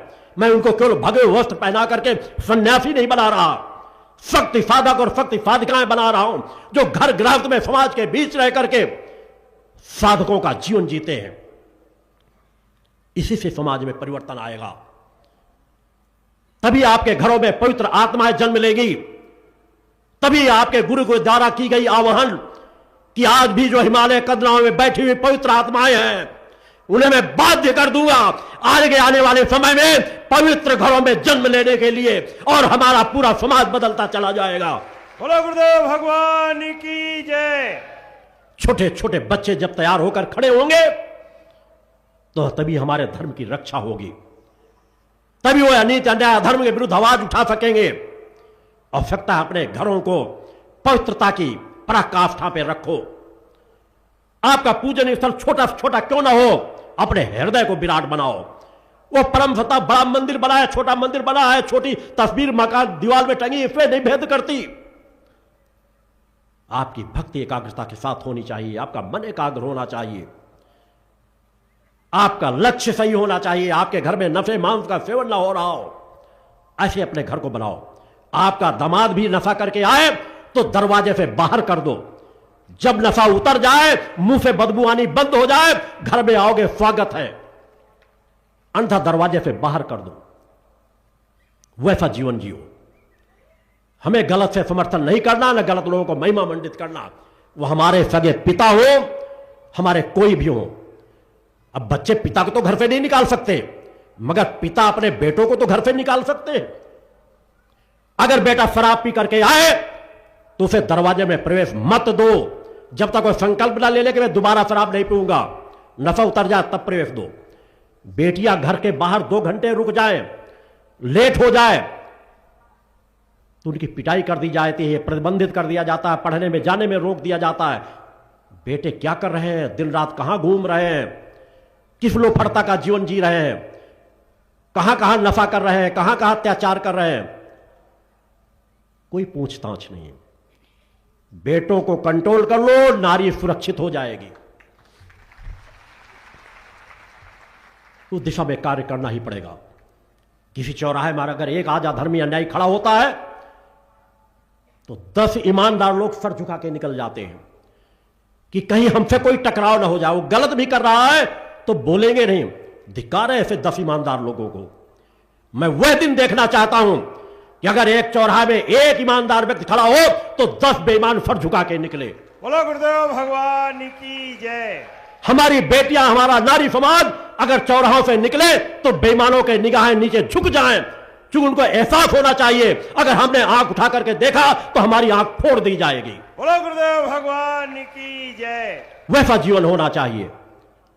हमें गांधीवाद की इस विचारधारा में नहीं चलना कि कोई एक गाल में तमाचा मारे दूसरा गाल उसकी तरफ कर दो। एक गाल में अगर कोई तमाचा मार दे उसे चेतावनी दे दो, गलती से मार दिए होगे, क्षमा करते हैं। दूसरे गाल में तमाचा मारने की कोशिश करे, उसका हाथ तोड़ दो। मैं ऐसा जीवन जीता हूं। बोलो गुरुदेव भगवान की जय। गांधी जी के 3 बंदर नहीं कि मुख बंद कर लो, आंख बंद कर लो, कान बंद कर लो, कि कुछ गलत हो रहा है उसके विरुद्ध आवाज मत उठाओ, कुछ गलत हो रहा है उसे मत देखो, कुछ गलत आवाजें आ रही हो उसे मत सुनो। अरे एक बेटी की इज्जत लूटी जा रही हो, खुली आंखों से देखो और विद्रोह अपने अंदर पैदा करो कि इसे रोकने के लिए परम सत्ता ने मुझे हाथ दिए हैं, मुख दिया है, आवाज उठाओ और उसकी रक्षा करो, भले उसके लिए तुम्हें मर जाना पड़े। बोलो गुरुदेव तभी रक्षा होगी नारी समाज की। अधर्मी और अन्याय के खिलाफ आवाज उठाओ, तब समाज की रक्षा कर सकोगे। आंख मूंद लेने से, कान बंद कर लेने से अनीति अन्याय धर्म समाज तो नहीं होगा। साधक बनो, विनम्रता की पराकाष्ठा लो, मगर साहस और पराक्रम तुम्हारे अंदर समाहित होना चाहिए। हम उस सनातन के जीवन जीते हैं जहां हमारे सभी देवी देवता अपने हाथों में अस्त्र शस्त्रों से परिपूर्ण होते हैं। किस लिए? उनके बराबर तो दया, ममता, प्रेम, करुणा, वात्सल्य किसी के पास नहीं है। वो तो समाज की रक्षा के लिए सब कुछ न्यौछावर करते रहते हैं। मगर सत रज तम से बनी हुई प्रकृति जहां तमोगुण प्रभाव वर्चस्व चरम सीमा पे पहुंच जाता है, कंस और रावण पैदा हो जाते हैं तो उनका वध भी करना पड़ता है, महिषासुर पैदा होते हैं तो उनका वध करना पड़ता है, रक्त बीज पैदा होते हैं तो उनका वध करना पड़ता है, चंद्रमुंड पैदा होते हैं तो उनका वध करना ही पड़ता है। वैसा जीवन जियो, घिसा पिटा जीवन नहीं। अपने आप को पहचानो, अपनी ऋषित्व परंपरा को देखो, तुम उनके संवाहक हो।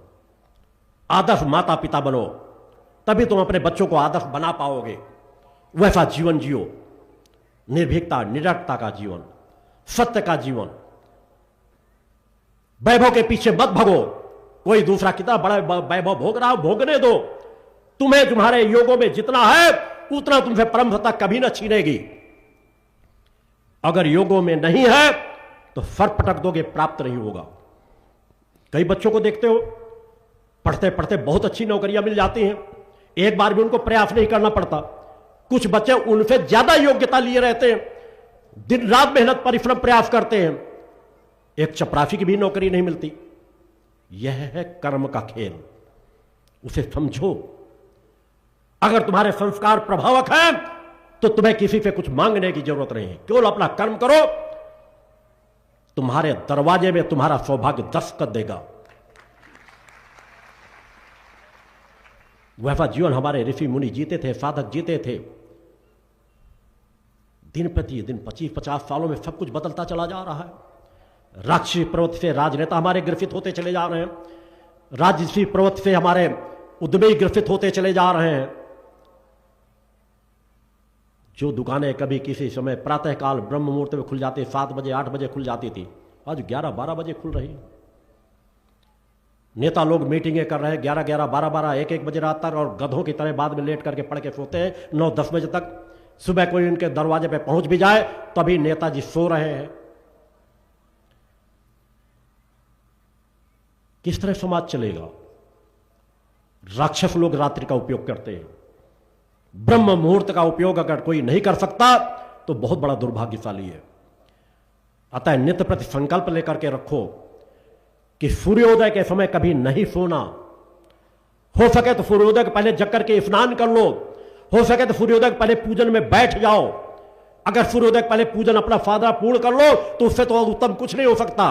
मगर हो सकता है तुम्हारी कुछ समस्याएं हो, उसके लिए कम से कम सूर्योदय के पहले तो जग जाओ। हमने बचपन से वो समय गुजारा है, धर्मनिष्ठ परिवार में जन्म प्राप्त हुआ था। हमारे माता पिता ने कभी भी हमें सूर्योदय के समय सोने नहीं दिया। प्रातः 4 बजे जगा देते थे। अगर बीमार भी होते थे तो कहते थे बेटा दिन में सो लेना, मगर सूर्योदय के आधे घंटे पहले और सूर्योदय के आधे घंटे बाद तक उठ के बैठ जाना, जल्दी बीमारी ठीक हो जाएगी। और होता था। मगर आज सब कुछ उल्टा होता चला जा रहा है। हमारे पिता ने जो आज बाद में दंडी सन्यासी बने गृहस्थ का त्याग करके, उनकी भी समाधि स्थल जीवन के अंतिम क्षणों पर आकर के वहां पर सिद्धाश्रम धाम में भी उनकी समाधि स्थल भी बनी हुई है। मैंने जब अपने जीवन की अपनी साधनाओं के पथ पर बढ़ा तो प्रातः 3 बजे जगता था, और 30 साल पहले जब मैंने अपने जीवन का संकल्प समाज के लिए कर दिया तो 2:30 बजे प्रातः जगता हूं कि और आधे घंटे ज्यादा अपना समय दूंगा और आधे घंटे नींद कम लूंगा। आज समाज में इसलिए परिवर्तन आ रहा है। वह परिवर्तन डालने में आप भी सक्षम हो सकते हो। शुद्धता, सत्यता, पवित्रता का जीवन जियो। माँ का ध्वज अपने घर में टांगो, माथे पर कुमकुम का तिलक लगा के रखो। कुमकुम का तिलक लगाओ, चंदन लगाओ, केसर का लगाओ, हल्दी का लगाओ, जो तुम्हें अच्छा लगे। अपने आज्ञा चक्र को सम्मान से आच्छादित करके रखो। आज्ञा चक्र को खुला कभी नहीं छोड़ना चाहिए। बच्चे मजबूरी पास किसी विद्यालय में पढ़ने जाते हैं जहां आज इन चीज़ों को मना किया जाता है, आगे आने वाले समय पे तो ये चीज़ें कहीं ना कहीं रोक लगेंगी कि कोई मना नहीं कर पाएगा। तो वहां को छोड़ करके बाकी समय बच्चों को भी कहो कि कुछ लोग तिलक लगाएं। कुछ लोगों के तिलक से एलर्जी होती है तो चंदन का लगा सकते हैं, हल्दी का लगा सकते हैं, केसर का लगा सकते हैं। अब बिल्कुल शरीर एक्सेप्ट ना करे उनके लिए तो विषम परिस्थितियों में सभी को छूट रहती है, मगर फिर भी अपने घर को ऐसा वातावरण दो कि आपका माँ का ध्वज टंगा हो। धर्म का प्रतीक कोई भी आप जिस परंपरा को मानने वाले हों उस इष्ट का ध्वज टंगा हो। जब घर से बाहर जाओ तो उस ध्वज के दर्शन करके जाओ। जब घर में प्रवेश करो उस ध्वज को देखते हुए प्रवेश करो। देखो कितनी तुम्हारी चेतना की प्राप्ति तुम्हें प्राप्त होगी। घर का वातावरण, सात्विक तरंगे घरों में आएंगी, निगेटिव तरंगे दूर हो जाएंगी। कोई वास्तु शास्त्र की जरूरत नहीं है कि तुम्हारा दरवाजा किधर है, खिड़की किधर है, लैट्रिन बाथरूम किधर है, पानी किधर है, पूजन स्थान किधर है। सब वास्तु देव दूर हो जाते हैं यदि मां का लाल ध्वज मां का टंगा हुआ हो। वैसा जीवन जियो। और ग्रहों की अनुकूलता के लिए जिसमें बड़ी बड़ी आप रत्न अंगूठियां खरीदते रहते हो, लोग आप पे पैसा लूटते रहते हैं, शक्ति जल जो मेरे द्वारा दिया जाता है उसमें सभी ग्रहों के अनुकूलता के लिए उसमें सभी प्रयोग किए गए हैं। और जो रत्न अंगूठियों से लाभ नहीं मिलेगा वह शक्ति जल के पान से लाभ प्राप्त हो जाएगा और निःशुल्क प्रदान किया जाता है। घटने के पहले उसमें चाहे जितना गंगा जल मिला करके बढ़ा लोगे या नर्मदा जल मिला के बढ़ा लोगे वो शक्ति जल के समान ही कार्य करेगा। असंभव से असंभव बीमारियों में, असंभव से असंभव समस्याओं में मां का शक्ति जल लोगों को जीवन दान प्रदान कर रहा है। वैसा जीवन जियो। ढोंग पाखंड का जीवन मत जियो। अपना धन वैसा बर्बाद मत करो। अनेकों लोग अनेकों क्षेत्रों में लोगों को कहीं घर में आपके धन गड़ा इस नाम पे लूट रहे हैं। सचेत हो जाओ। ऐसा कोई भी व्यक्ति नहीं है। अगर कभी कोई व्यक्ति ऐसा आता है कि तुम्हारे घर में धन गड़ा है, उसे किसी तरह मेरे स्थान पर ले आओ, मैं उसकी सब कलई सामने खोल के रख दूंगा। बेवकूफ बनाते हैं। धन गड़ा होने के नाम पे आपसे न मालूम कितने लाख लूट ले जाते हैं।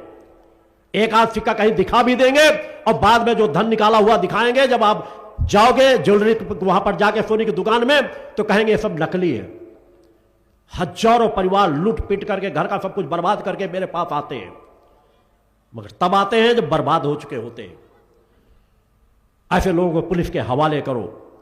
कोई भी अगर आपके यहां कहता है गैंग के गैंग कार्य कर रहे हैं, जब आपका घर बन रहा होता है। एक बार मैं ध्यान साधना, मेरी जब इच्छा पड़ती थी मैं कभी एकांत स्थान में चला जाता था और जो भी जितना समय, एक दिन 2 दिन 4 घंटे 10 घंटे बैठने की इच्छा होती थी, बैठता था और चला आता था युवावस्था में। एक बार मैं अमरकंटक में एक सघन जंगल की तरफ अंदर बढ़ करके गया तो वहां पहले जब जाता था तो अच्छा स्थल मिल जाता था। ऊपर जब जंगल की तरफ थोड़ा सा बढ़ा दूध धारा की ओर, कुछ मुझे छोट आवाजें सुनाई दी। मैंने कहा मैं तो सोच रहा था इधर जाकर सामने, मगर लग रहा है यहां शायद कुछ लोग बैठे हुए हैं। थोड़ा दूर से और नजदीक से जाकर के देखा, जाकर के उनको, उनके पास नहीं गया तो 8-10 साधु के भेष में बैठे हुए थे, आपस में बातें कर रहे थे। मैं वही झाड़ियों के पास खड़ा होकर शांत से उनकी बातें सुनने लगा, क्योंकि मैंने कहा देखना चाहिए कौन लोग हैं, क्या बातें कर रहे हैं। वो आपस में बातें कर रहे थे समाज को किस तरह से बेवकूफ बनाया जाता है, हम किस तरह पीढ़ी दर पीढ़ी समाज को बेवकूफ बना सकते हैं। वह धन निकालने वालों का ही गैंग था। बोले हम परंपरागत अपनी डायरी बनाए हुए हैं, किसी शहर में जाए नई नई कॉलोनियां बन रही होती हैं, जब नींव पड़ जाए तो हम पूरा नक्शा बना लेते हैं और रात में जाकर के कुछ 1-2 जगहों पर जहां पे हमको अपना आवश्यक नजर आता है, किसके अच्छा परिवार बनवा रहा होगा फिक्र में, वहां पर कुछ ना कुछ चीज अपने सिक्के या कोई चीज किसी के माध्यम से वहां पर रात में दबा के चले आते हैं। नक्शा उनके पास होता है। जब मकान बन जाएगा हर घर में कोई व्यक्ति परेशान होगा, वो अलख निरंजन करते हुए लली बड़ी बड़ी गांजा पी करके आके काटते हुए आपके दरवाजे पहुंचेंगे और आपको सब बताना शुरू कर देंगे, आपका दरवाजा इधर, आपका ऐसा व्यक्ति है, ऐसा क्रम है।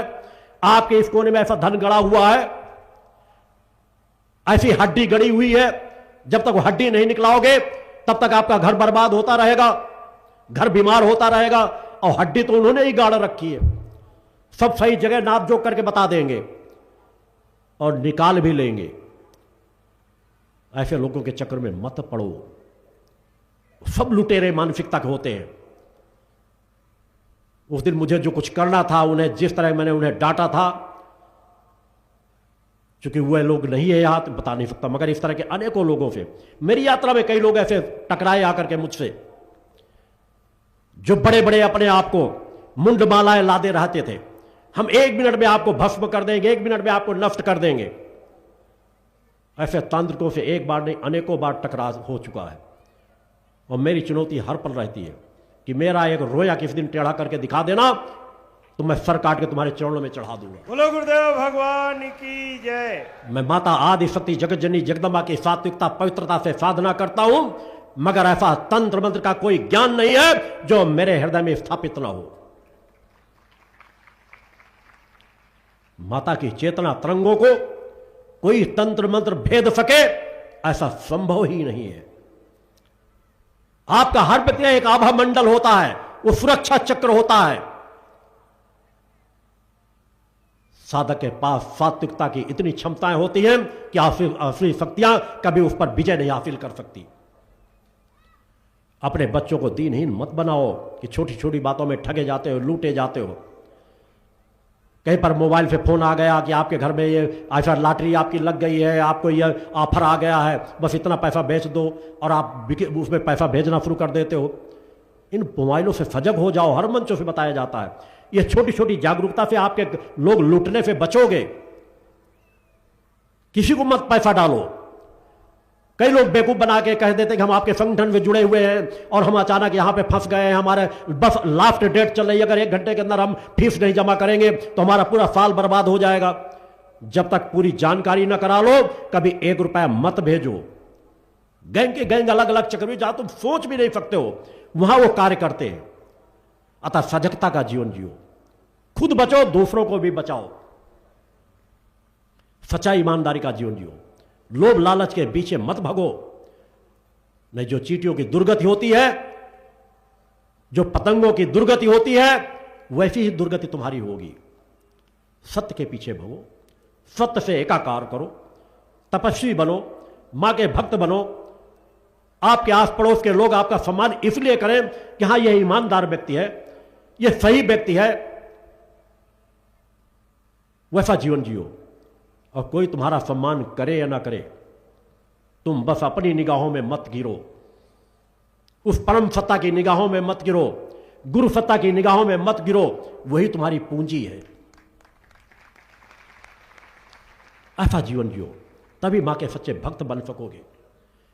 साधना संजीवनी पुस्तक में कुछ सहज मंत्र दिए गए हैं, उन मंत्रों को नित्य प्रति पाठ करो। 30 वर्षों से मां का जो अखंड दुर्गा चालीसा का पाठ चल रहा है, जो अनंत काल के लिए चल रहा है, दिन रात लगातार चल रहा है। जब भी समय हो, नए भक्त हैं जो वहां आकर के उस दुर्गा चालीसा के पाठ का लाभ लो। वह समाज कल्याण के लिए चल रहा है। थोड़ी देर बैठने से वहां जो शांति की अनुभूति होगी, उसका वर्णन नहीं किया जा सकता। करोड़ों करोड़ों लोग विषम से विषम परिस्थिति में वहां जाकर के लाभ प्राप्त करते हैं, सात्विकता पवित्रता का जीवन जीते हैं। अनेकों बीमार भी बीमार लोग जो कहीं 10-10 दिन से खाना नहीं खाते, वहां जाते हैं तुरंत खाना खाते, कहते आज हमें अच्छा लग रहा है। क्यों लग रहा है? क्योंकि वहां का कण कण चैतन्य हो रहा है। वो त्याग तपस्या परोपकार की भूमि है, जहां पर मेरी द्वारा नित्य प्रति वो साधनाएं समर्पित की जा रही है। वहां के कण कण को चैतन्य और आबद्ध कर रहा हूं। उसकी ऊर्जा को भी दुनिया देखेगी कि एक ऋषि के द्वारा स्थापित शक्तिपीठ की ऊर्जा क्या होती है। हमारे ऋषियों मुनियों में जो शक्तिपीठों की स्थापना कर रखी है, वे आज भी ऊर्जा कार्य कर रही है, मगर वहां की ऊर्जाएं धीरे धीरे दब रही हैं, क्योंकि वहां के जो रक्षक, वहां के जो पुजारी हैं, वो आज भिखारी बन चुके हैं, साधक नहीं है। लोभी, लंपट, लालची मानसिकता के 90% लोग हैं। तो वहां की तरंगें भी कार्य करना कम कर देती है। इसलिए इस कलिकाल में एक चेतनावान स्थल का निर्माण किया जा रहा है। आए लोग परीक्षण जो कर सके, विज्ञान जिस तरह से परीक्षण कर सके वहां की तरंगों का परीक्षण करके देखे, और बड़े बड़े जो आज वैभव पैसे के बल पर बड़े बड़े मंदिर खड़े कर दिए जाते हैं, वहां की ऊर्जा को देखे, अपने आप को परिवर्तन नजर आ जाएगा। ऋषियों मुनियों के हमारे देवस्थान जो पूर्व के थे, वहां का कण कण चैतन्य है, आज भी कार्य कर रहा है। काल परिस्थितियों में कई बार प्रभाव पड़ता है, जिस तरह आतताइयों ने हमारे प्रभु श्री राम का मंदिर तोड़ा, आज वो वैभव से मंदिर खड़ा है वहां। जब समय का चक्र बदलता है, मां का युग आता है, देवता भी जब मां को पुकारते हैं तो ऐसे ही परिणाम नजर आते हैं। प्रभु राम का वैभवशाली मंदिर बन रहा है, काशी में भोले बाबा प्रकट हो चुके हैं, वह स्थान भी मुक्त होगा, मथुरा भी मुक्त होगा, संभल भी मुक्त होगा। यह समय सुनिश्चित रूप से आएगा। आवश्यकता है हम कानून के दायरे में रह करके भी जीवन जिए, मगर अनित अन्याय धर्म समझौता न करें, और अपने देवस्थानों को आजाद कराने के लिए जरूरत पड़े तो अपना सर्वस्व न्यौछावर कर दें। हमें जागना ही पड़ेगा, और कहने मात्र से नहीं, जितना बाहर करें उससे ज्यादा अपने जीवन में अंदर परिवर्तन लाने का सतत प्रयास करते रहो, तप करते रहो। ये पूरी सिर्फ तप के बल पर चल रही है। एक बीज भी जमीन में जब अपने आप को गला देता है तब वो अंकुरित होता है। तुम्हें भी अपने कुछ सुख सुविधाओं को तो त्यागना ही पड़ेगा, जिनमें तुम लिप्त हो चुके हो, उनसे मुख मोड़ो, और जो असली सुख है, असली तुम्हारी संपदा है, जो तुम्हारे अंदर है, जो मरने के बाद भी तुम्हारे साथ जाएगी, बड़े बड़े वैभव खड़े कर लो, जब मर के जाओगे तो सब कुछ यही रह जाएगा। मगर जितना बड़ा वैभव अपने अंदर खड़ा कर लोगे, जब जाओगे तो वैभव तुम्हारी पूंजी बन करके तुम्हारे साथ जाएगा। बोलो गुरुदेव भगवान की जय। कहीं भी जन्म ले लो, गरीब से गरीब परिवार में जन्म ले लोगे, वहां से आसमान की ऊंचाइयों को छू लोगे। ऐसे संस्कार अर्जित करो। अतः हर पल ऐसा जीवन जियो कि मृत्यु भी आए तो हमारे सत्य पथ पर बढ़ते हुए कदमों की तरफ हो, गिरे तो सत्य की ओर गिरे, असत्य की ओर हमारा सर न गिरे। ऐसा जीवन जियो। मृत्यु के भय का त्याग करके जीवन जियो। जीवन का असली आनंद वही उठा सकता है जो मृत्यु के भय को त्याग दे। आज तो सब मृत्यु के भय से भयभीत रहते हैं। कोरोना आया तो भय भय भय भय, हार्ट अटैक होने वाला तो किसी को थोड़ा सा दर्द होता है, मेरा हार्ट तो नहीं अटैक होने वाला, डॉक्टर को और भगते हैं। कोई सोचता मेरी बीवी बच्चों का क्या होगा, कोई सोचता है मेरे पति का क्या होगा, कोई मेरी पत्नी का क्या होगा, मेरे बच्चों का क्या होगा। कब तक इस तरह के डर में जीवन जियोगे? अरे मृत्यु को जमानी है तभी आएगी, जब वो परम सत्ता चाहेगी तभी आएगी। तुमको एक दिन उसको नहीं टाल सकोगे तो उसे भय क्यों खाते हो? फिर तुम्हारी तो आत्मा अजर अमर अविनाशी है। किस तरह का जीवन जीना चाहते हो? एक दिन का जीवन हो, सत्य का जीवन हो, सम्मान का जीवन हो। जब मृत्यु के अंतिम क्षणों पे आओ तो तुम्हारी अपनी स्वयं की आत्मा कहे कि हां, मैंने गलत एक पल नहीं जिया, मैंने सच्चा ईमानदारी का जीवन जिया है, और अगर नवीन जीवन लेकर के जा रहा हूं तो इससे अच्छा जीवन प्राप्त करूंगा, इससे पीछे का जीवन मेरा नहीं होगा। बोलो गुरुदेव भगवान की जय। फिर तुमको सोचना नहीं पड़ेगा कि पुत्र हमारा कंधा देगा, मुखाग्नि देगा कि नहीं देगा, वो विदेश में चला गया कहां आएगा, हमारे साथ क्या होगा। फिर गया जाने की जरूरत नहीं होगी आपके पुत्रों की। ऐसा जीवन जियो कि तुम्हारी मुक्ति सदैव हो जाए। ऐसे कर्म करो कि अपने कर्मों से ही अपनी मुक्ति को प्राप्त कर लो। ऐसा जीवन मत जियो जिसके लिए तुम्हें अपने पुत्रों के सहारे की जरूरत पड़े, कि वो जब क्रिया कर्म करेंगे तब तुम्हारा कल्याण होगा। अतः बेटे बेटियों को एक समान मान करके जीवन जियो, तभी तुम्हें तृप्ति की अनुभूति होगी, तभी तुम्हें सत्य की अनुभूति होगी। उस दिशा में धीरे धीरे अपने कदमों को बढ़ाओ। आज से ज्यादा शुभ मौका आपके पास नहीं होगा कि आज की आरती को पूर्ण होने के पहले आप यदि नशा करते हो, मांस का सेवन करते हो, तो आज से उत्तम कोई दिन नहीं होगा किन क्षणों पर आप संकल्प ले लो कि जो बीत गया, आज मैं पूर्णतः नफा मुक्त जीवन जीऊंगा, तो जो भी अपराध हुए हैं उसके वजह से दैवी दंड जो होंगे उनसे आपका गुरु आपको विश्वास दिलाता है कि उनसे आपको मुक्त अवश्य कर देगा। बोलो गुरुदेव भगवान की जय। वैसा जीवन जियो। महत्वपूर्ण आज 11 संकल्प भी मैं आप लोगों से करवाऊंगा।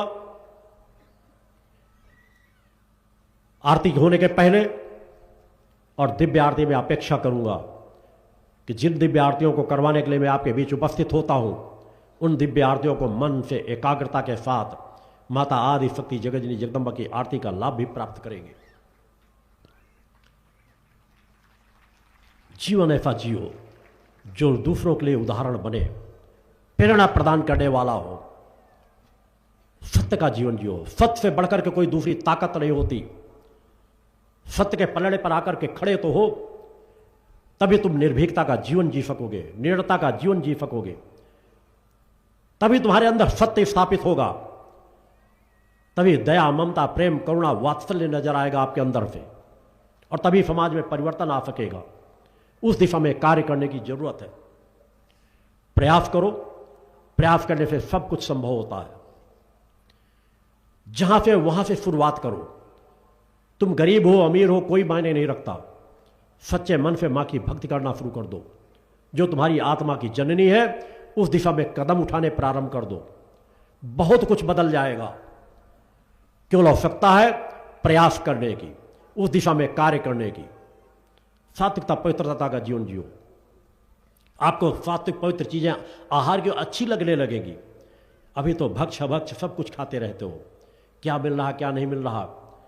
जब सात्विकता का जीवन जियोगे तो अच्छी चीजें तुम्हें प्रिय नजर आनेगी। मैं परसों जब यात्रा में आ रहा था तो मेरी यात्रा में जगह जगह यात्रा के स्वागत के लोग, कोई कुछ भेंट दे रहा था, कोई कुछ भेंट दे रहा था, कोई मिष्ठान, कोई पकवान, कोई अलग अलग चीजें सभी शिष्यों के लिए, चूंकि पूरी यात्रा ही चल रही थी सैकड़ों गाड़ियों के साथ, उनके खाने पीने की व्यवस्था सब जगह।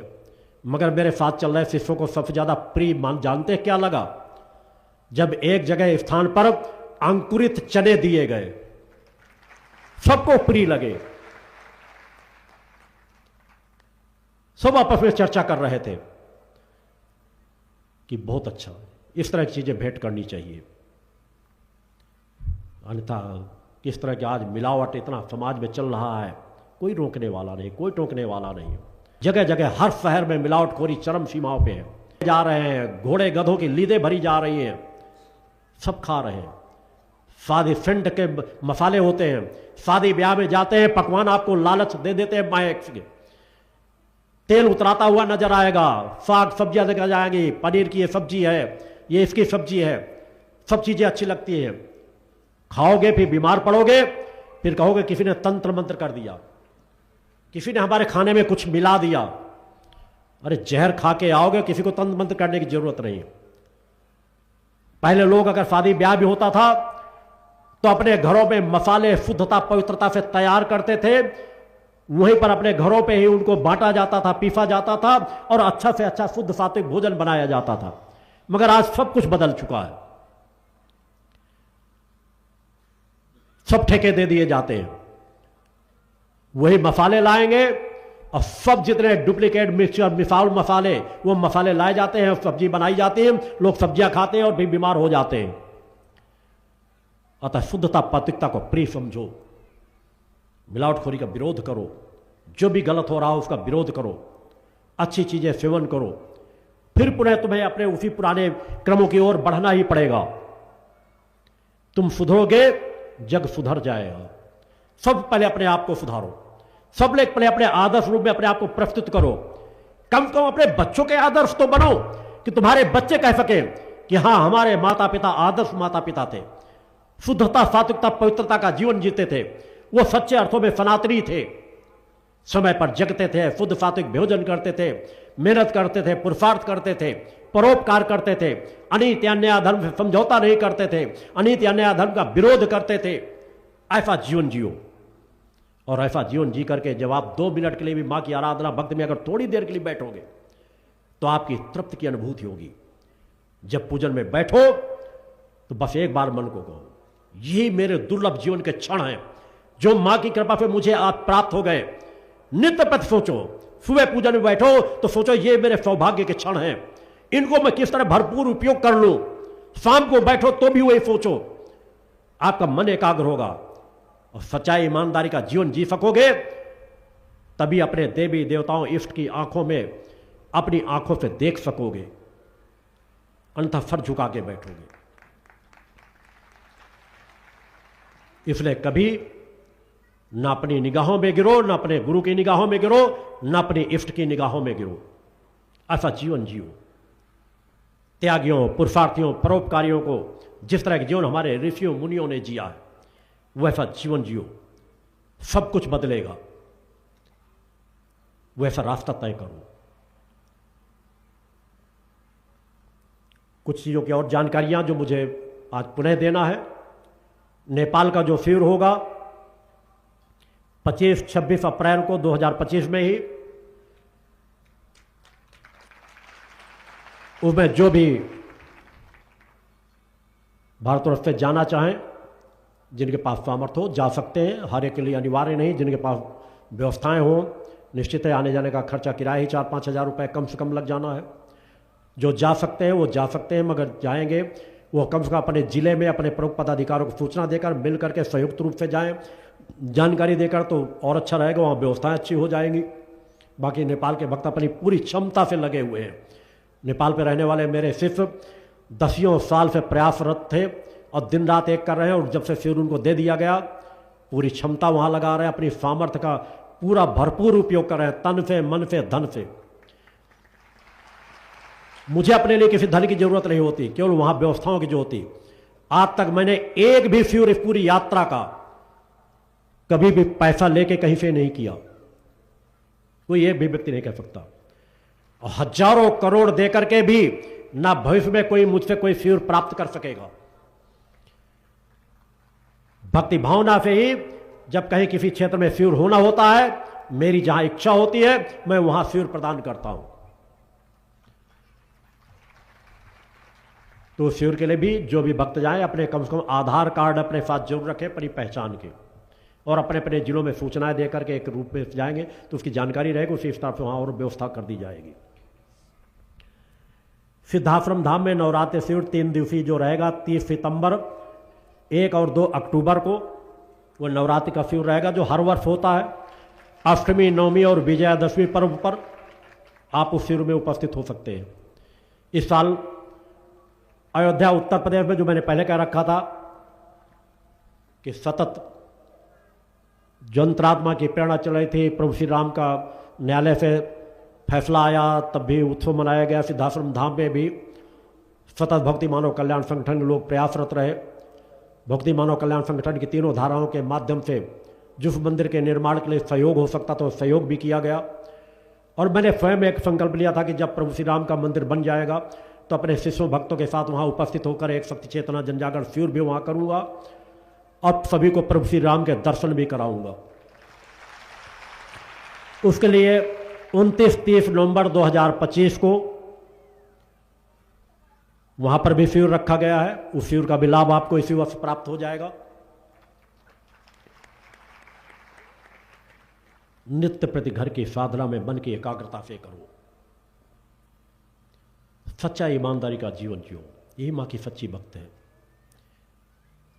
मां की बहुत सरल सहज साधना है, करके देखो, चल के मां की भक्ति में देखो। तत्काल फल देने वाली है, कृपा करने वाली है, कोई देव उनके समान नहीं है। और मां के स्थान का तो जिसको ऊर्जा के रूप में देखना हो तो सिद्धाश्रम धाम आकर के देखे। हजारों हजारों करोड़ों करोड़ों लोग किस तरह वहां से नशा मुक्त हो रहे हैं। जिन माताओं की गोदों को डॉक्टरों ने कह रखा था अभी एक लोग कभी संतान की प्राप्ति नहीं होगी, 1-2 लोग नहीं, हजारों हजारों माताओं को वहां से लाभ प्राप्त हुआ और उन्हें पुत्रों की प्राप्ति हुई, पुत्र पुत्रियों की प्राप्ति हुई। उस ऊर्जा में आकर के बैठ करके देखो, तुम्हारी समस्याओं का भी समाधान होगा, और जो तुम्हारी सबसे बड़ी समस्या है आत्म कल्याण भी होगा। सद्विचारों की प्राप्ति होगी, तुम जागरूक बनोगे, तुम्हें कोई ठग नहीं सकेगा, लूट नहीं सकेगा, भटका नहीं सकेगा, भ्रमजाल में उलझा नहीं सकेगा, क्योंकि तुम स्वयं साधक बनोगे।